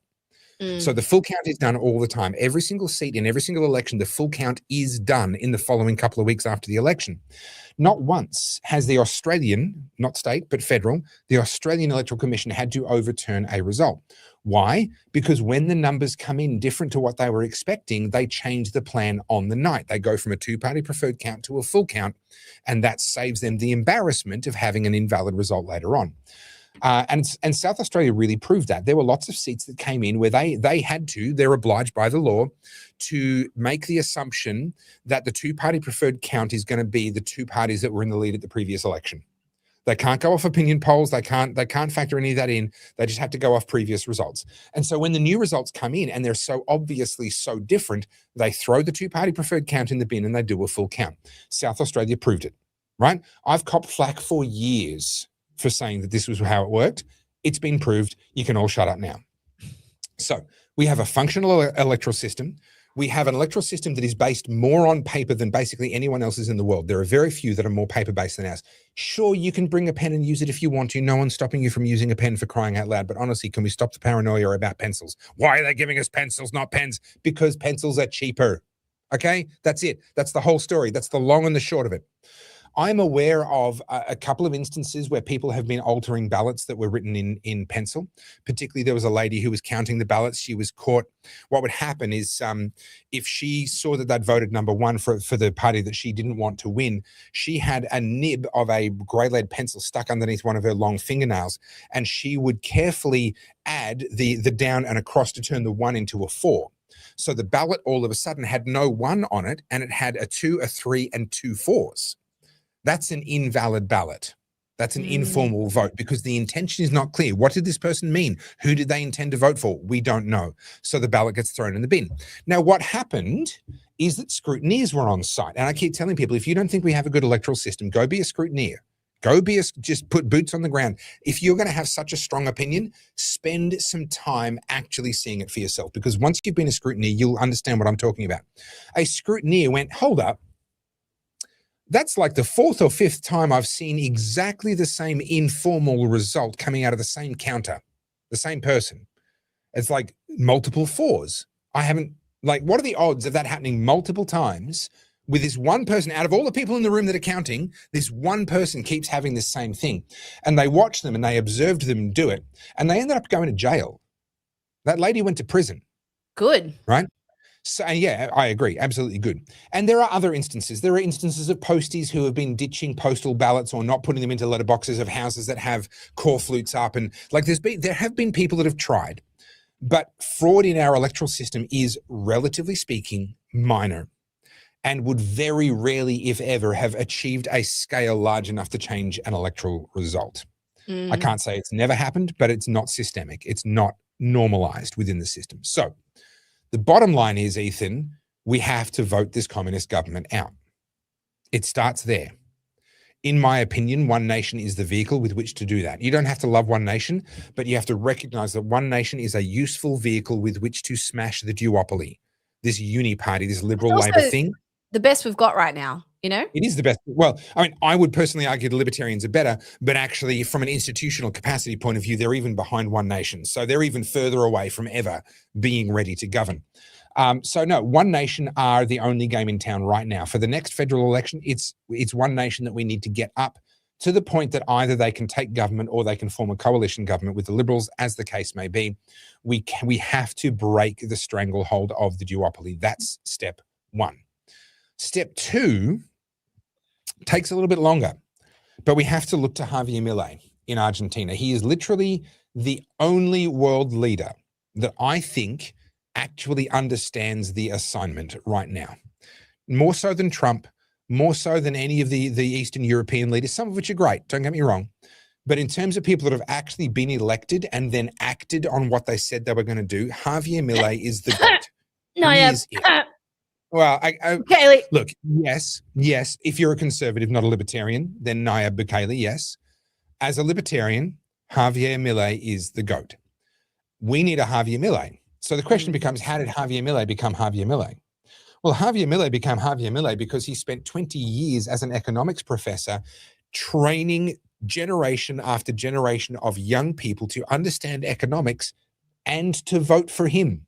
Not that either of them knew that that's what he was doing, but 15 years later, after this person's graduated from university with an economics degree, they see, oh, my old economics professor, who was awesome, by the way, he's an Elvis impersonator, I'll have you know, is running for president. Hell yeah, I'm going to vote for him, right?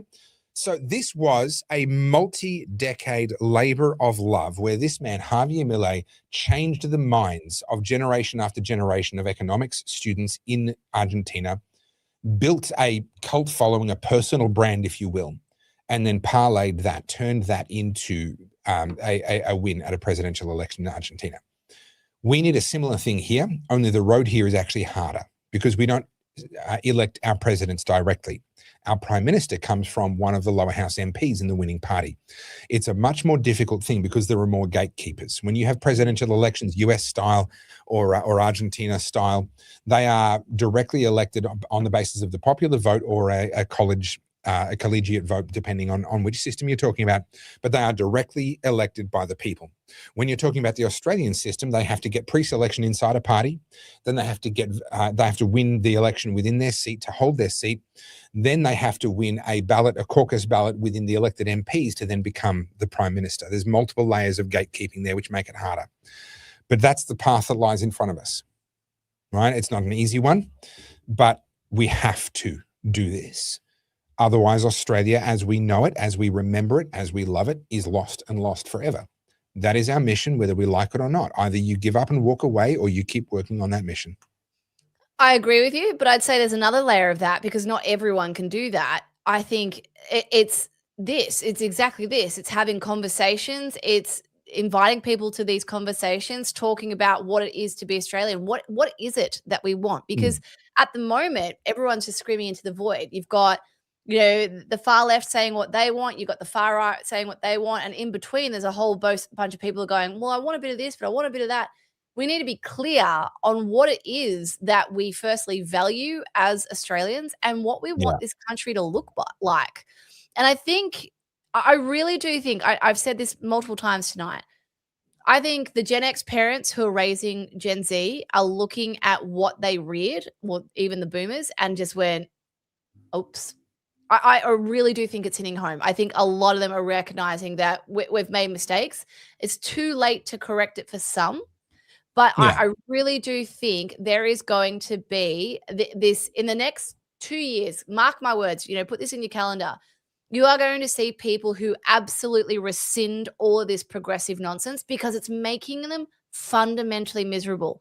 I'll give you an example outside of politics, right? So I've been seeing this pop up. You and I would have the terms for this, but I'm talking normies, your regular Joes, right? People outside of discussing politics and culture every day. Yeah. I have seen this so much now, and the people don't have the vocabulary to explain what they're seeing. But you and I would call it whataboutism.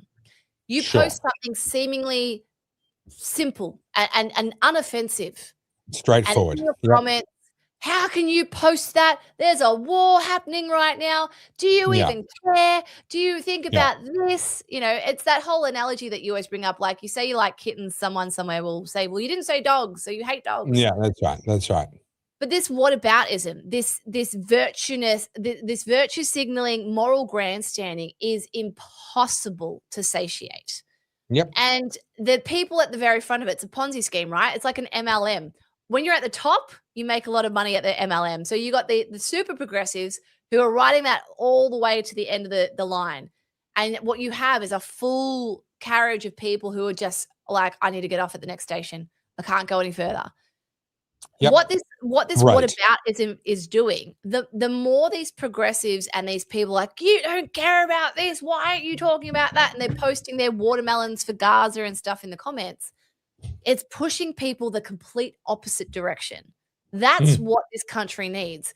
The more they talk about the whataboutism, I'll give you an example. It was a girl I follow. She's a I guess a financial, I think she's an accountant. Anyway, she's a finance guru on Instagram.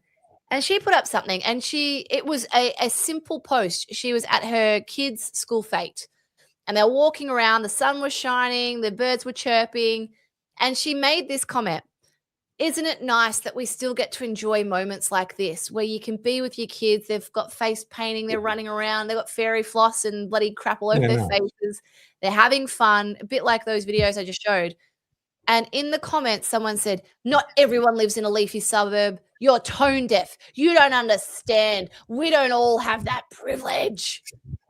And this person who posted that moment, she's like, she like I said, she didn't have the vocabulary that we have. She's like, she put it up on her story. She's like, I don't know what to do with this comment. I don't know how you took something so joyous and happy for me and ruined it. So now I feel guilty for it. She's like, you have to feel guilty because because your life isn't ruined, because you're not as miserable as me. Yeah, correct. The Depression Olympics, right? Yeah. That whataboutism. I'm about to write an essay on it. This is going to be the straw that broke the camel's back. I'll give you one more example. People are done with it. Done with it. And another totally simple thing, right? A woman who's a fashion guru, right? Like that's her thing. That's her baby. Yep. She went and bought herself some fancy handbag and flew on the other side of the world for it, right? Lucky her. Amazing. Yep, she wasn't trying to tell you that she's better than you. She was just like, I did a thing. Here's that thing. Yep. And I'm guessing, I've no idea who you're talking about, but I'm guessing sharing a milestone for which she has probably worked for quite some time. That would be my guess. 100%, right? And the comments are just disgusting. It doesn't stop at the, oh, how can you buy that? That's tone deaf. It's the, you're disgusting. There's children starving right now and you have the audacity to post this. Yeah. And this reel, this very simple reel that shouldn't have got the attention it did, has got millions of views and thousands of comments saying the same thing. Yeah. Yeah. What's funny to me, something that a lot of these people, because they live in that zero-sum game mentality. They live in that world that you and I talk about from time to time. In the real world, wealth is not finite. It's being created and it's being destroyed all the time. And, you know, our objective, or my objective, is to try and create more than I destroy over the course of my lifetime and teach my children to do the same thing. Because if on average we create more than we destroy, then on average the world gets wealthier, right? That's a good thing. But a lot of people live in this really finite zero-sum game, but they take it further. There is this, and they would never agree that this is how they see it, because it sounds so stupid when you say it out loud. But in practice, they believe that when money is spent, it ceases to exist. It's this really, and again, if you said it to, hey, this is what you believe, they're like, no, I don't believe that. That's just stupid. But no, in practice, right? So a wealthy person makes money and spends $200,000 putting in a pool, right? Oh, you should have given that money to charity. Yeah. Well, it still exists. It could still be given to charity. There's nothing wrong with it. It might end the up money there. is in perfect working order, right? There's nothing wrong with the money. In fact, I did give it to a charity. I just gave it to a charity that installs pools. right? I gave it to, it's this charity that makes sure that people and their families don't starve. And in fact, it pays all of their bills. They just have to be willing to show up and dig holes and put in pools. That's all they have to do. And in return, it's this amazing charity. And there's like 10 different families that are all going to eat this month because I spent $200,000 on that pool. So you're welcome. And I would love to see a lot more clapback at that level of just really calling out the stupidity. People, I've been in the arts most of my life. And so I've got a lot of lefty friends and a lot of lefty frenemies, and they want to try and chip me for being a capitalist. I got, friends who've worked over the years for the Salvation Army and worked for other groups, and many of them are lovely, but some of them are just, pains in the ass. And they want to tell me how wrong I am and how inconsiderate I am and how heartless I am because I don't care enough about charity. And the point that I've made to them, and I've never had a good comeback yet, I'm not saying that a good comeback doesn't exist, but I've never experienced a good comeback from any of them, was that I'm focused on the thing that keeps people away from needing charity, right? The people, they care about the people that have arrived at the charity in need of food and shelter and everything else. I'm part of the reason why that line is only as short as it is. Right? 100%. That's my focus. Can I give you an example of this? Just like, sure. I am going to play you a reel. It's been a minute. I haven't played a reel. I'm out.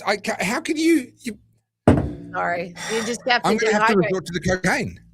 So this popped up. I'll play it and then we'll talk about it. Right? I'm gonna talk about AI. Where is this thing? Why can't I can't see anything? Can you share fine. what I've got another one. It's fine. Hang on. There we go. My little screen's making my life really hard. Okay, now I can't see anything. Hello? I'm going to have to bring it over here. I can't see Okay, that top left thumbnail is not your most flattering. Look, it's not, but shit happens, right? This is me. All right, that is definitely in the shit happens category. All right, here we go.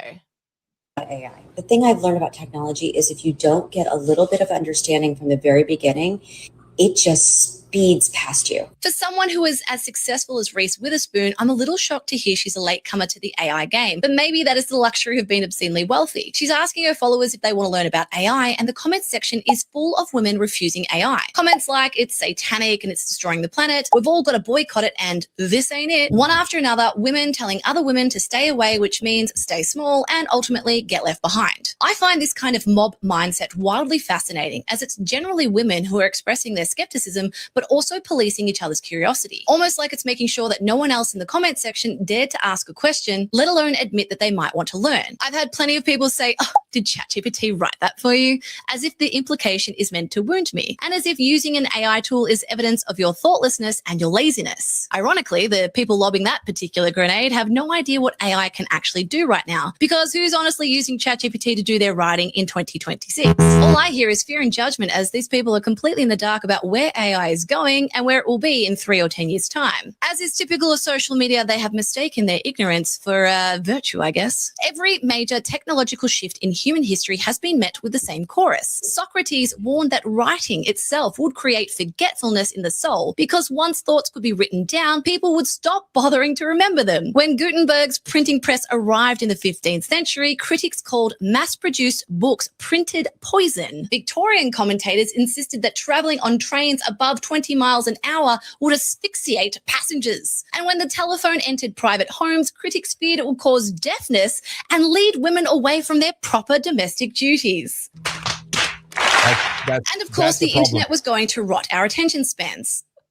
Okay. They might have been right on that one. But each time, the fear is loud and the opportunities are only jumped on by a few curious people. The people who lean into it when everyone else is panicking end up defining the next era and become pretty wealthy. AI right now is rudimentary, and what you are using today is the worst version of that technology that will ever exist. And if you understand how capable it is already, you begin to grasp what will be arriving in the next few years, and it will be otherworldly. And to leave that opportunity on the table because you are afraid, or worse, because someone told you to be afraid, that is unconscionable to me. Byung-Chul Han writes about what he calls the digital swarm, where individuals dissolve into a collective mood and start mistaking that mood for their own genuine thought. And in this comment section, there was no analysis or research research, just a contagious mood of doom hiding behind ethics and a fear of harm. You don't have to like AI, but you do have to understand it is going to be ubiquitous within a few short years, and the gap between the women who learned and the women who refused is going to be enormous. Come back for part 2 where I'll discuss the...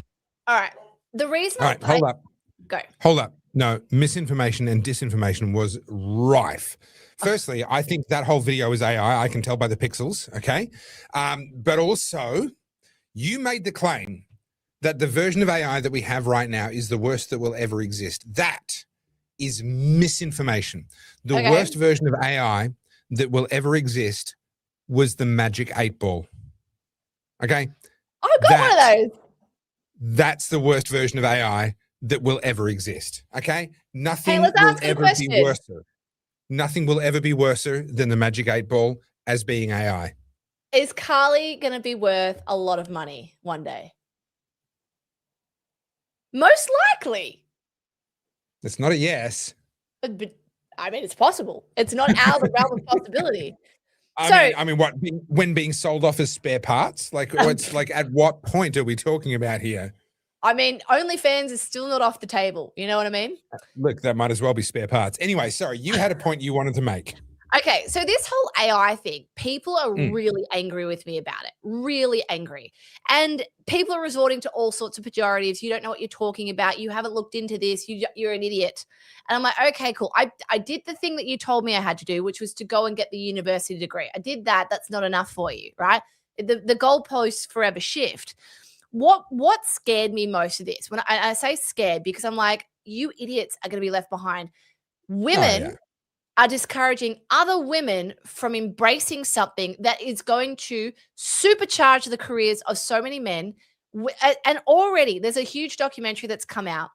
Every single talking head in that documentary is a man. There is no women. Why are there no women? Because women are too busy on Instagram discouraging each other from even entering the conversation. Stay away from AI. It's terrible. Do you know what it's doing to the AI, to the environment?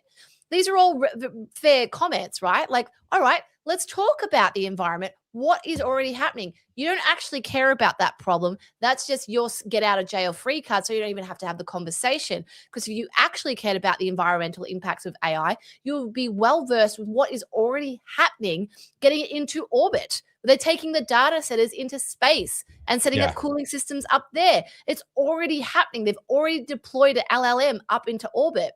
But of course, no one wants to have that conversation. This boils my blood because women are the ones deliberately taking themselves out of the race. And then in 5-10 years, it'll be the same women who say it's not fair. It's only men at the top. No women are allowed. No, you took yourself off. You took yourself off. You didn't want to get in the conversation. I'm not all in on AI saying it's the best thing that's ever happened to humans, but I'm here at the table. I want to be at the front seat. I want to know about it. I want to be privy to what's unfolding. I'll take what I can get from it, and I'll sit there and argue the ethics whilst I'm here. But if I'm not even present for the conversation, how do you contribute? So I think that's a bit of toxic positivity there, Carly. I think that you've got this sort of internalized high performance attitude. It's very difficult, very difficult for women to be able to keep up with the AI revolution when they're busy making sandwiches. Okay.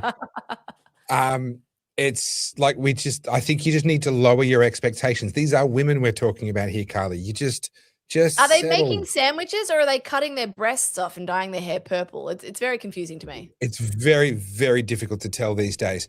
Now, we do need to get to a super chat, but that super chat's going to lead us into talking about the budget, which is probably our last subject for today. So is there anything else you wanted to weave in before we get to talking about the pre-budget positioning? Because the budget doesn't come out till next month, but they're already like getting their excuses in. It's like a kid who knows that he's shat his pants, but he doesn't want to tell you yet that he's shat his pants. He just has to be like, it was really muddy outside today, and like start to like put in place the preconditions so that when you find out that he shat his pants, he has all of his excuses already locked and loaded and ready to go. That's what we're seeing from the treasurer at the moment. But before we get there, was there anything else?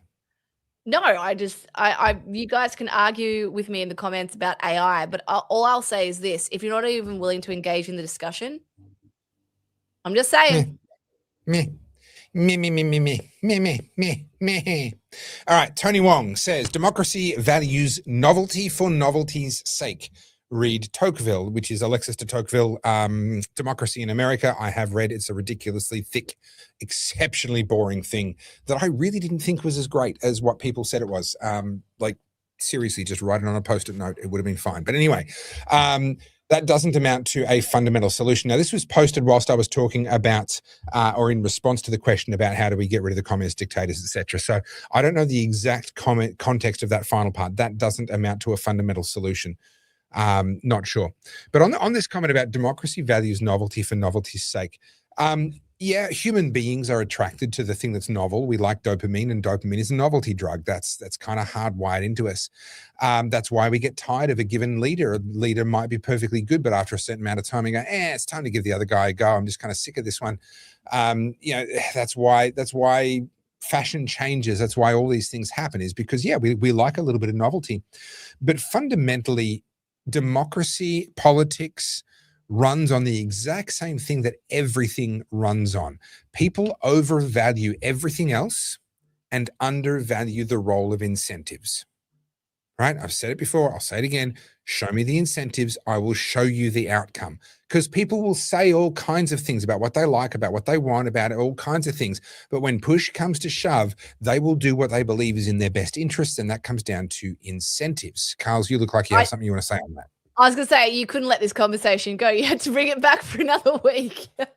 Well, because it just keeps coming up. Like, honestly, this incentives conversation is literally, I think, going to be something I'm talking about for the rest of my days, for as long as I'm in public commentary. People undervalue the importance of incentives. Yeah. And so, yeah, do people like novelty? Will people go, oh, that looks pretty? And perhaps even say in an opinion poll that they'd vote for the pretty thing, the different thing, the new novel sounding thing? Sure. Will some of them even follow through and actually vote for it? Yes. But only if they believe that that's in their best interests. Only if they think that that's the incentive that they want to follow. People will vote according to their incentives.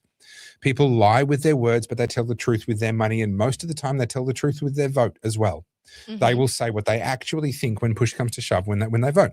So is novelty a great campaign tool? Yes. It's a great way to get people's attention. Change up the ad, refresh the logo, use a different color scheme, use a jingle that no one's heard before.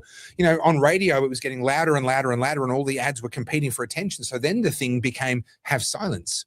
And they could only do it for so long before the radio itself would kick in with like an emergency signal to cover up, like if the broadcast had stopped. But they'd have a few seconds of silence at the start of an ad to get your attention on the radio. Why? Because it was novel and different. Because everyone else was competing with noise, they competed with silence. So your point is not incorrect. Humans value novelty for novelty's sake. We like the thing that's different.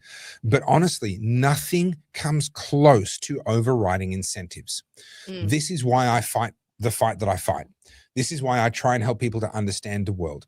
Because politicians get away with murder by lying to people about what's in their best interest.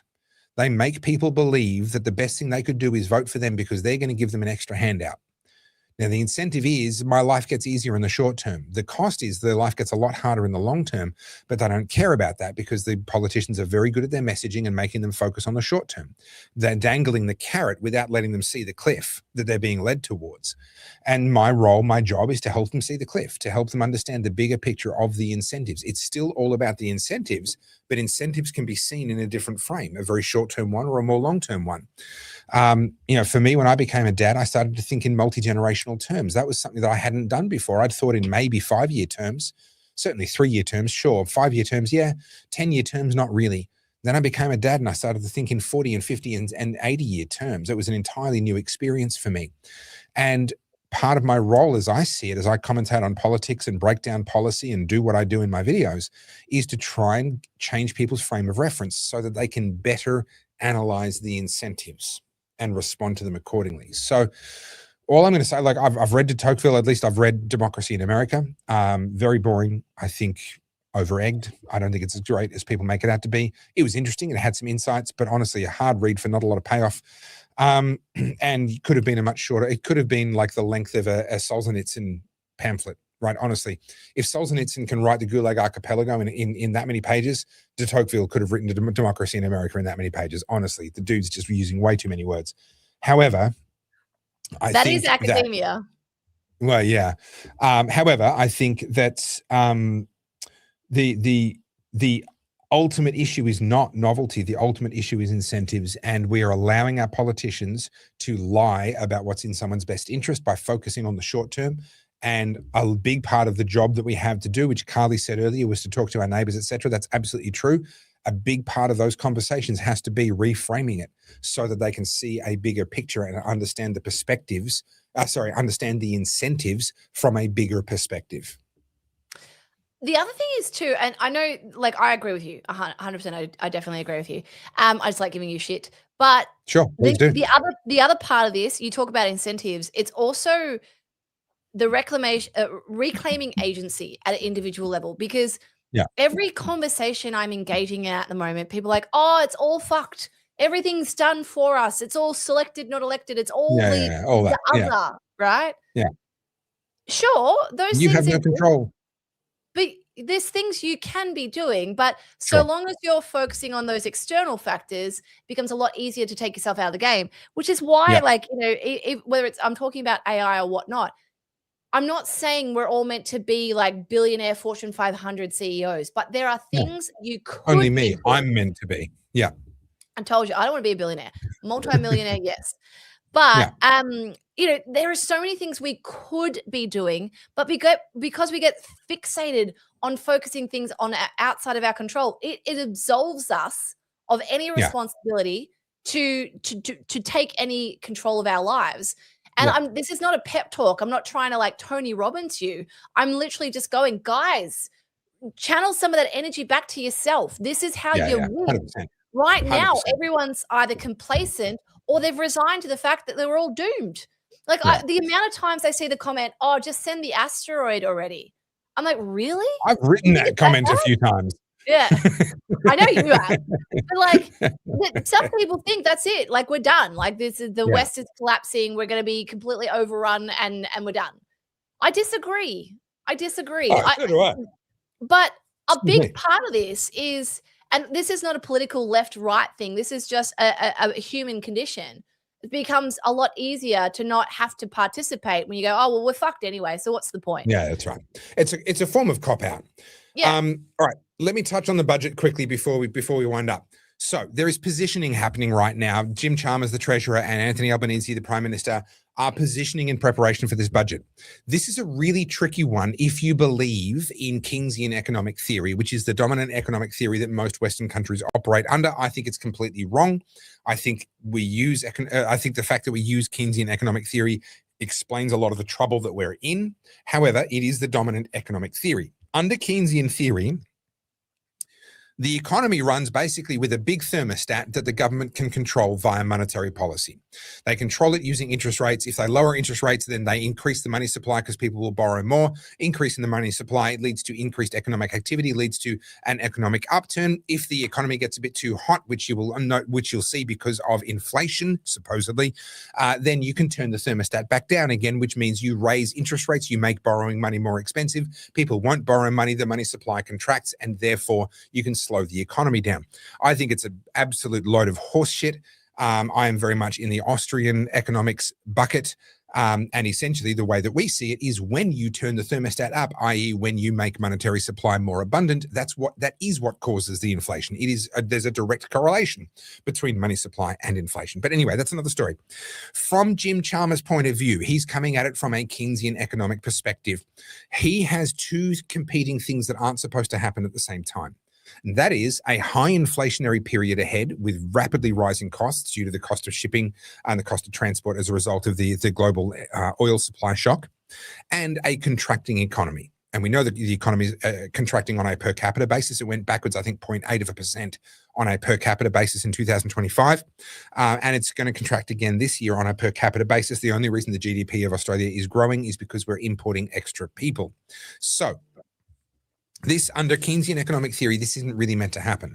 You're not supposed to have a bad economy and high inflation at the same time. You're supposed to have a bad economy with low inflation, at which point you can ease the monetary supply and raise inflation, but also boost the economy. Or if you've got a really hot economy, then you're going to have high inflation and you need to pull the inflation down, which means raising interest rates and lowering the money supply, and that'll cool the economy. These two things are meant to move in lockstep. That's how the whole thermostat theory works, but it doesn't work in reality. So what he actually has under Keynesian economic theory, which, like I said, it's wrong, but that's the lens he's looking through, is an impossible situation. And we're going to hear a lot of rhetoric from the Prime Minister and also from Jim Chalmers all about how difficult this is, how tricky it is, how they're balancing so many competing things. Oh gosh, we've got the domestic concerns here about cost of living and productivity collapsing and all of this, but we've also got the oil supply shock and the inflationary pressures internationally. Oh, how are we going to balance this? Well, thank God that I'm such an incredible treasurer, that I have the wisdom to guide this country through these difficult times. That's going to be the tone, right? I'm sorry. You know I'm right. You hate it, but you know I'm right. It's B1, B2 with Elbow and Chalmers, isn't it? Sorry, I have to look at my screen because it's driving me nuts. No, that's right. That's right. I wouldn't look at me either if I had a choice. So that's going to be the tone. But from his perspective, he's completely wrong. But from his perspective, that's completely real. He thinks that he actually has to balance those things with monetary policy and with government spending. And so what we're going to see is actually a mishmash of things that don't make sense when they're put together. So, for example, what we have is an increase in taxes in the form of bracket creep. This is something I've talked about a lot in my videos. Every year, inflation means that our money is worth less, which means we have to get a pay rise just to be being paid the same amount relative to the cost of living. But that pay rise, the new amount of money we're getting is all in our highest tax bracket, which means that our taxable income goes up and our the tax as a proportion of our income actually goes up. Let me spell this out for you for this particular financial year. There is a adjustment to the income tax brackets that is already baked in. It's already been legislated, that takes effect on the 1st of July this year. It's a very slight reduction in the lowest tax bracket. I think it's the $18,201 to $45,000 tax bracket, if my memory serves me correctly. I'm going off memory here. But it's the lowest of the actual taxable tax brackets. Below that is 0%. And that's going from a 16% tax rate to a 15% tax rate. And that will save you, if you're earning $45,000 a year or more, that'll save you $268. Now, that's a lot of numbers, but the number you need to remember is 268. You are going to save $268 because of this tax deduction that has already been legislated, or this adjustment to the tax brackets. But the thing is, they're not changing the thresholds. They're not accounting for inflation at all. They're just changing that one by 1 percentage point.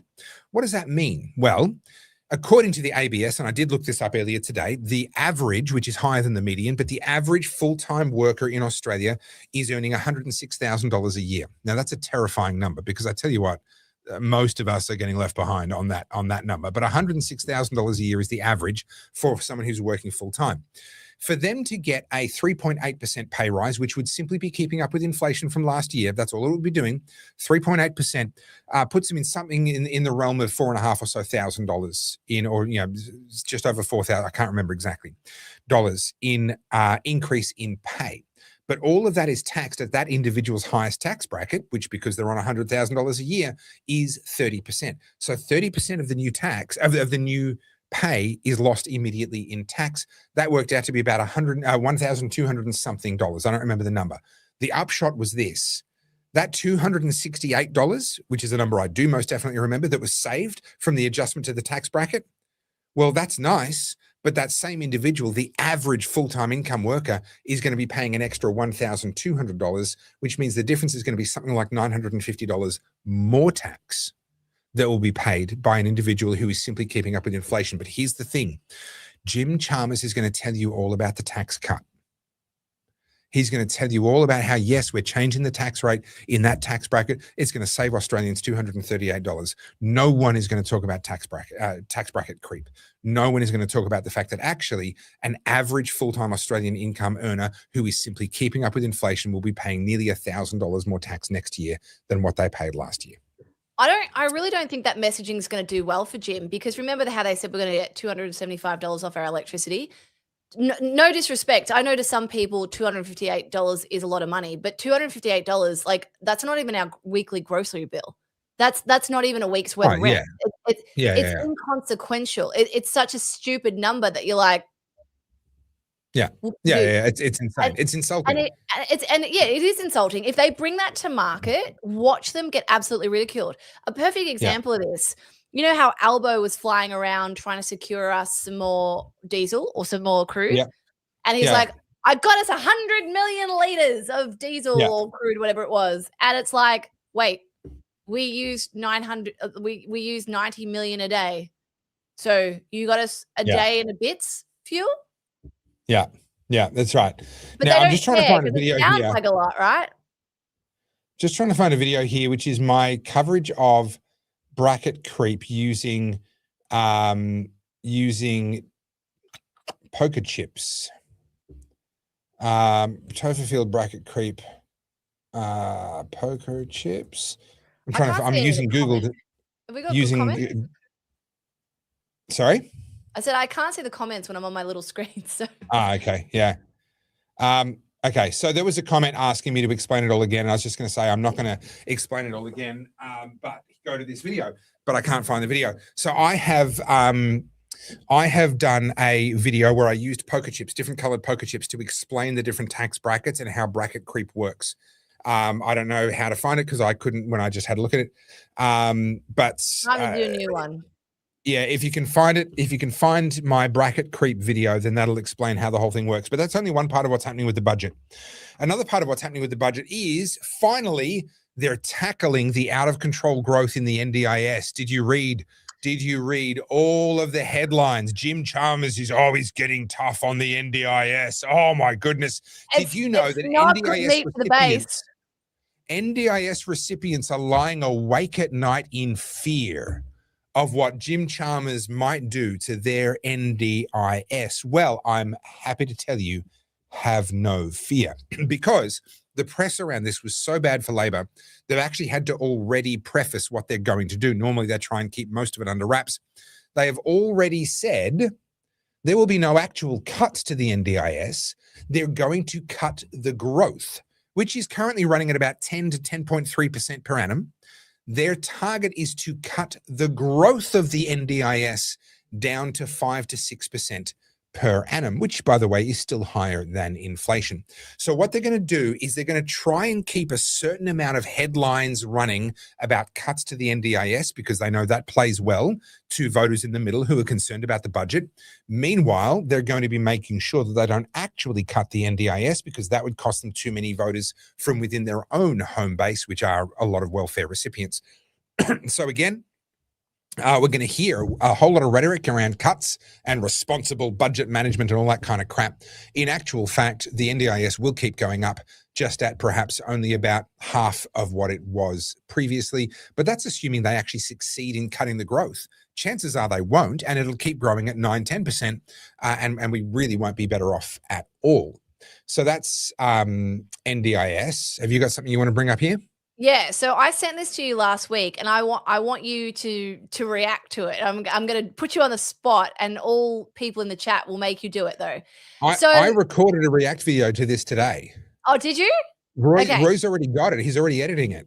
I want you in the beef. So the reason this matters, okay? So punters, right? Like I literally, for no joke, I've reached out to his team. I really do want to talk to punters. I don't think he's a bad guy at all, but. So obviously Drew Pavlo, sorry, I should probably look here. Drew Pavlo released a video about the NDIS fraud, and then Punters has reacted to it. So Drew Pavlo's video got over 1 million views. Punters is now got what? 45,000 views. To be fair, Friendly Geordies reacted to it, and then Punters reacted to Friendly Geordies, and now you've asked me to react to Punters reacting to Geordies reacting to Drew Pavlo's investigation, which when I watched that video, I did have a reaction. Did you get hives? No. The reason this matters, right, is Punters is heavily aligned with the Australian Institute, and Punters loves to talk about. I should call him Conrad. His name's Conrad. He loves to talk about. This is the data. These are the statistics. Well, Conrad, I hope you're watching this or your team's watching this. I also have delved into plenty of these scientific papers and research and data, and you can skew it any way you want, particularly if you omit certain things. And it was really interesting that he reacted to this because Drew did the Nick Shirley thing, right? Yeah. If they hadn't have reacted to it, his audience would never have seen Drew Pavlo's thing, right? Sure. Drew Pavlo's thing went to people like you and I who care about this.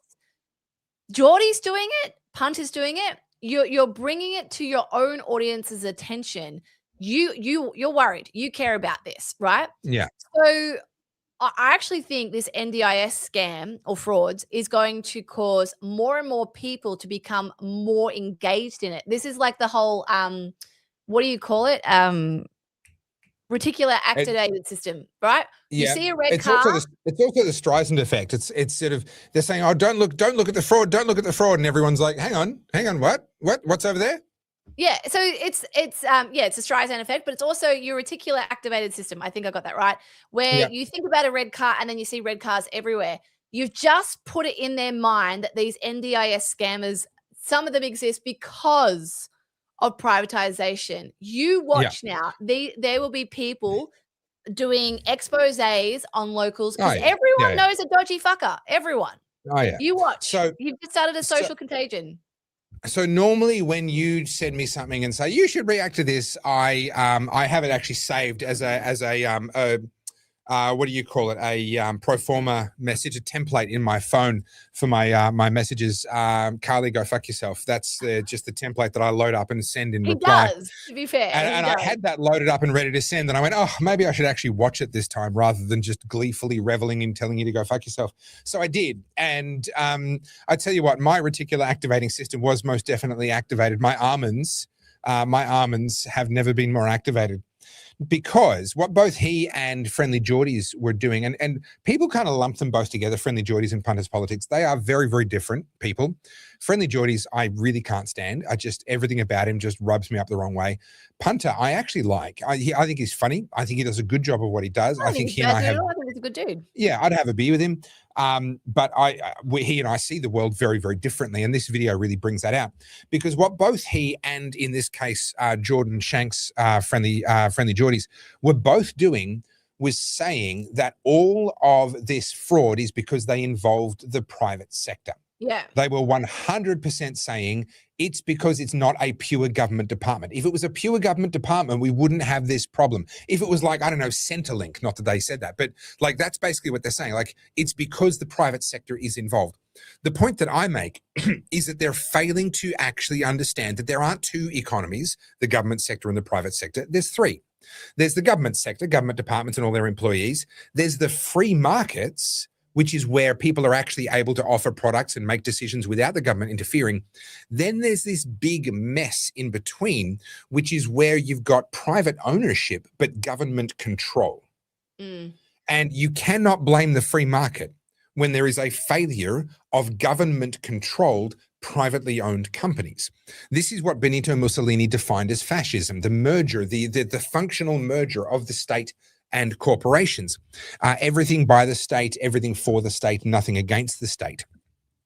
And under fascism, companies were allowed to exist. People could get rich owning companies, owning shares, starting companies. Unlike communism, pretty much the only functional difference, there's lots of differences in how they look and how they talk, but the only functional difference between fascism and communism is that in communism, the government owns and controls everything. In fascism, the government controls everything. Because if you have control, who cares who owns it? You don't like what does it matter as long as as long as the state has its fingers in it. And so when you have industries where the government and regulators decide what products you can and can't sell, what qualifications you have to have, the conditions under which you can do it, the prices you have to set, etc. At what point do you say this is no longer the free market at work here? This is actually soft fascism. This is actually the government controlling and using and manipulating business. The reason this matters is because at that point, the incentives flip. In the free market, you make your money by keeping customers happy. In this corporatist, fascist world, you make money by keeping bureaucrats happy. And those two things are mutually exclusive. What we have is a situation where the NDIS is no longer about keeping customers happy. You know how I know that? Go talk to some people who are on the NDIS and see how happy they are with their service providers. There's a lot of very unhappy and disabled people on the NDIS right now, but There's they a lot of don't people matter. falling through the cracks still as well. And there are, absolutely, but they don't matter because the system was never designed for them. It was never designed to keep them happy. The system is designed to have private enterprise keeping bureaucrats happy. How do you keep bureaucrats happy? Bureaucrats need big numbers. They need a spreadsheet full of big numbers showing how important they are and how important their department is and how we need a bigger budget next year. And hey, we need more people. And if we have more people, guess what? Our fat cats up the top have to get a higher pay packet because that's how it works in the public service. Carlz, you've never looked so good. And so what? My battery has died on my camera, so you can just hear my voice, and then that's okay. it. Well, look, I really appreciate. It's an upgrade. And so what you've got is a situation where the incentives for the bureaucrats is to load as many people in as possible. It doesn't actually matter if the money is well spent. What matters is that the money is spent. Staying under budget is not, they would never dream of staying under budget. They have to exceed their budget every year. That's how they go in to argue for a bigger budget next year. Right? That's the whole career path of a bureaucrat. And now all of these private businesses, their business now is keeping those bureaucrats happy. And then when it all goes to shit, we say, oh, it's a failure of the free markets. No, it's not. That stopped being a free market a very, very long time ago. Now, unfortunately, it's kind of hard to say that in a concise, short way. And so a lot of punters, followers, and certainly a lot of Geordie's followers won't have the attention span to actually comprehend any of that. But I've done the video. It'll come out tomorrow, and we'll see if I can get 40,000 views like what punters got, or if I can get 1 million views like what Drew Pavlu's got. Yeah, I'm excited to hear it. G's here trying to do to fix the camera, but I have that is a great comment, Jen Oz. That is a great comment. Jen says, "Put your tea down." I have bought a dummy battery so I can run this camera on power, but I apologize, it didn't arrive today, guys. So you just get my voice. But maybe that's a good time to wrap up. But yeah, I think we got to wrap up. I'm excited to watch this video then, because I saw that from punters and I'm like, that's a really grim way of presenting this argument, and I disagree with it vehemently. And like I said, I would love to get him on the show. I hope his team watch this. I hope that he agrees. I don't think he will, but we can try. Yeah, look, we'll see how we go. I actually, I have some mutual friends. I'm not sure if he's aware of that or not, but I know some people that know him quite well. I haven't tried to reach out through them, but I may do that in due course. Look, he's one of the good guys in the world. I put him in the same category as Dick Smith. Dick Smith is wrong about a lot of things, but he means what he says and he says what he means. He's not lying. There's no guile. He's not deceiving. There's no second agenda. I don't think he's grifting at all. No. No. Punters believes it, and he's trying to do good in the world. I think he's wrong about a lot of things, but he's genuinely trying to do good in the world. And I don't think there's that kind of sleazy, I just want an audience for the sake of an audience kind of nonsense going on with him. That's not how I read him at all. Yeah. So I think he's one of the good guys in the world. And I genuinely, even if it's off the record, right? Let's just sit down and have a beer and just enjoy each other's company and have a chat about the world. I'd love to do that. But even just to actually have a podcast with him, let's have that conversation in public and like not as an adversarial thing, not so that one of us wins and one of us loses, but just let's explore the world and explore each other's ideas and worldviews and see if we can maybe come out better, or at least, if not better, in better harmony, just able to get along better. But anyway, so that video will come out tomorrow. Excellent. Well, all right, on that note, go to topherfield.com, join my email list to be in the running for $2,000 in giveaways. We're so bad at grifting, Carly. 2 hours and 12 minutes in, and finally, we're grifting.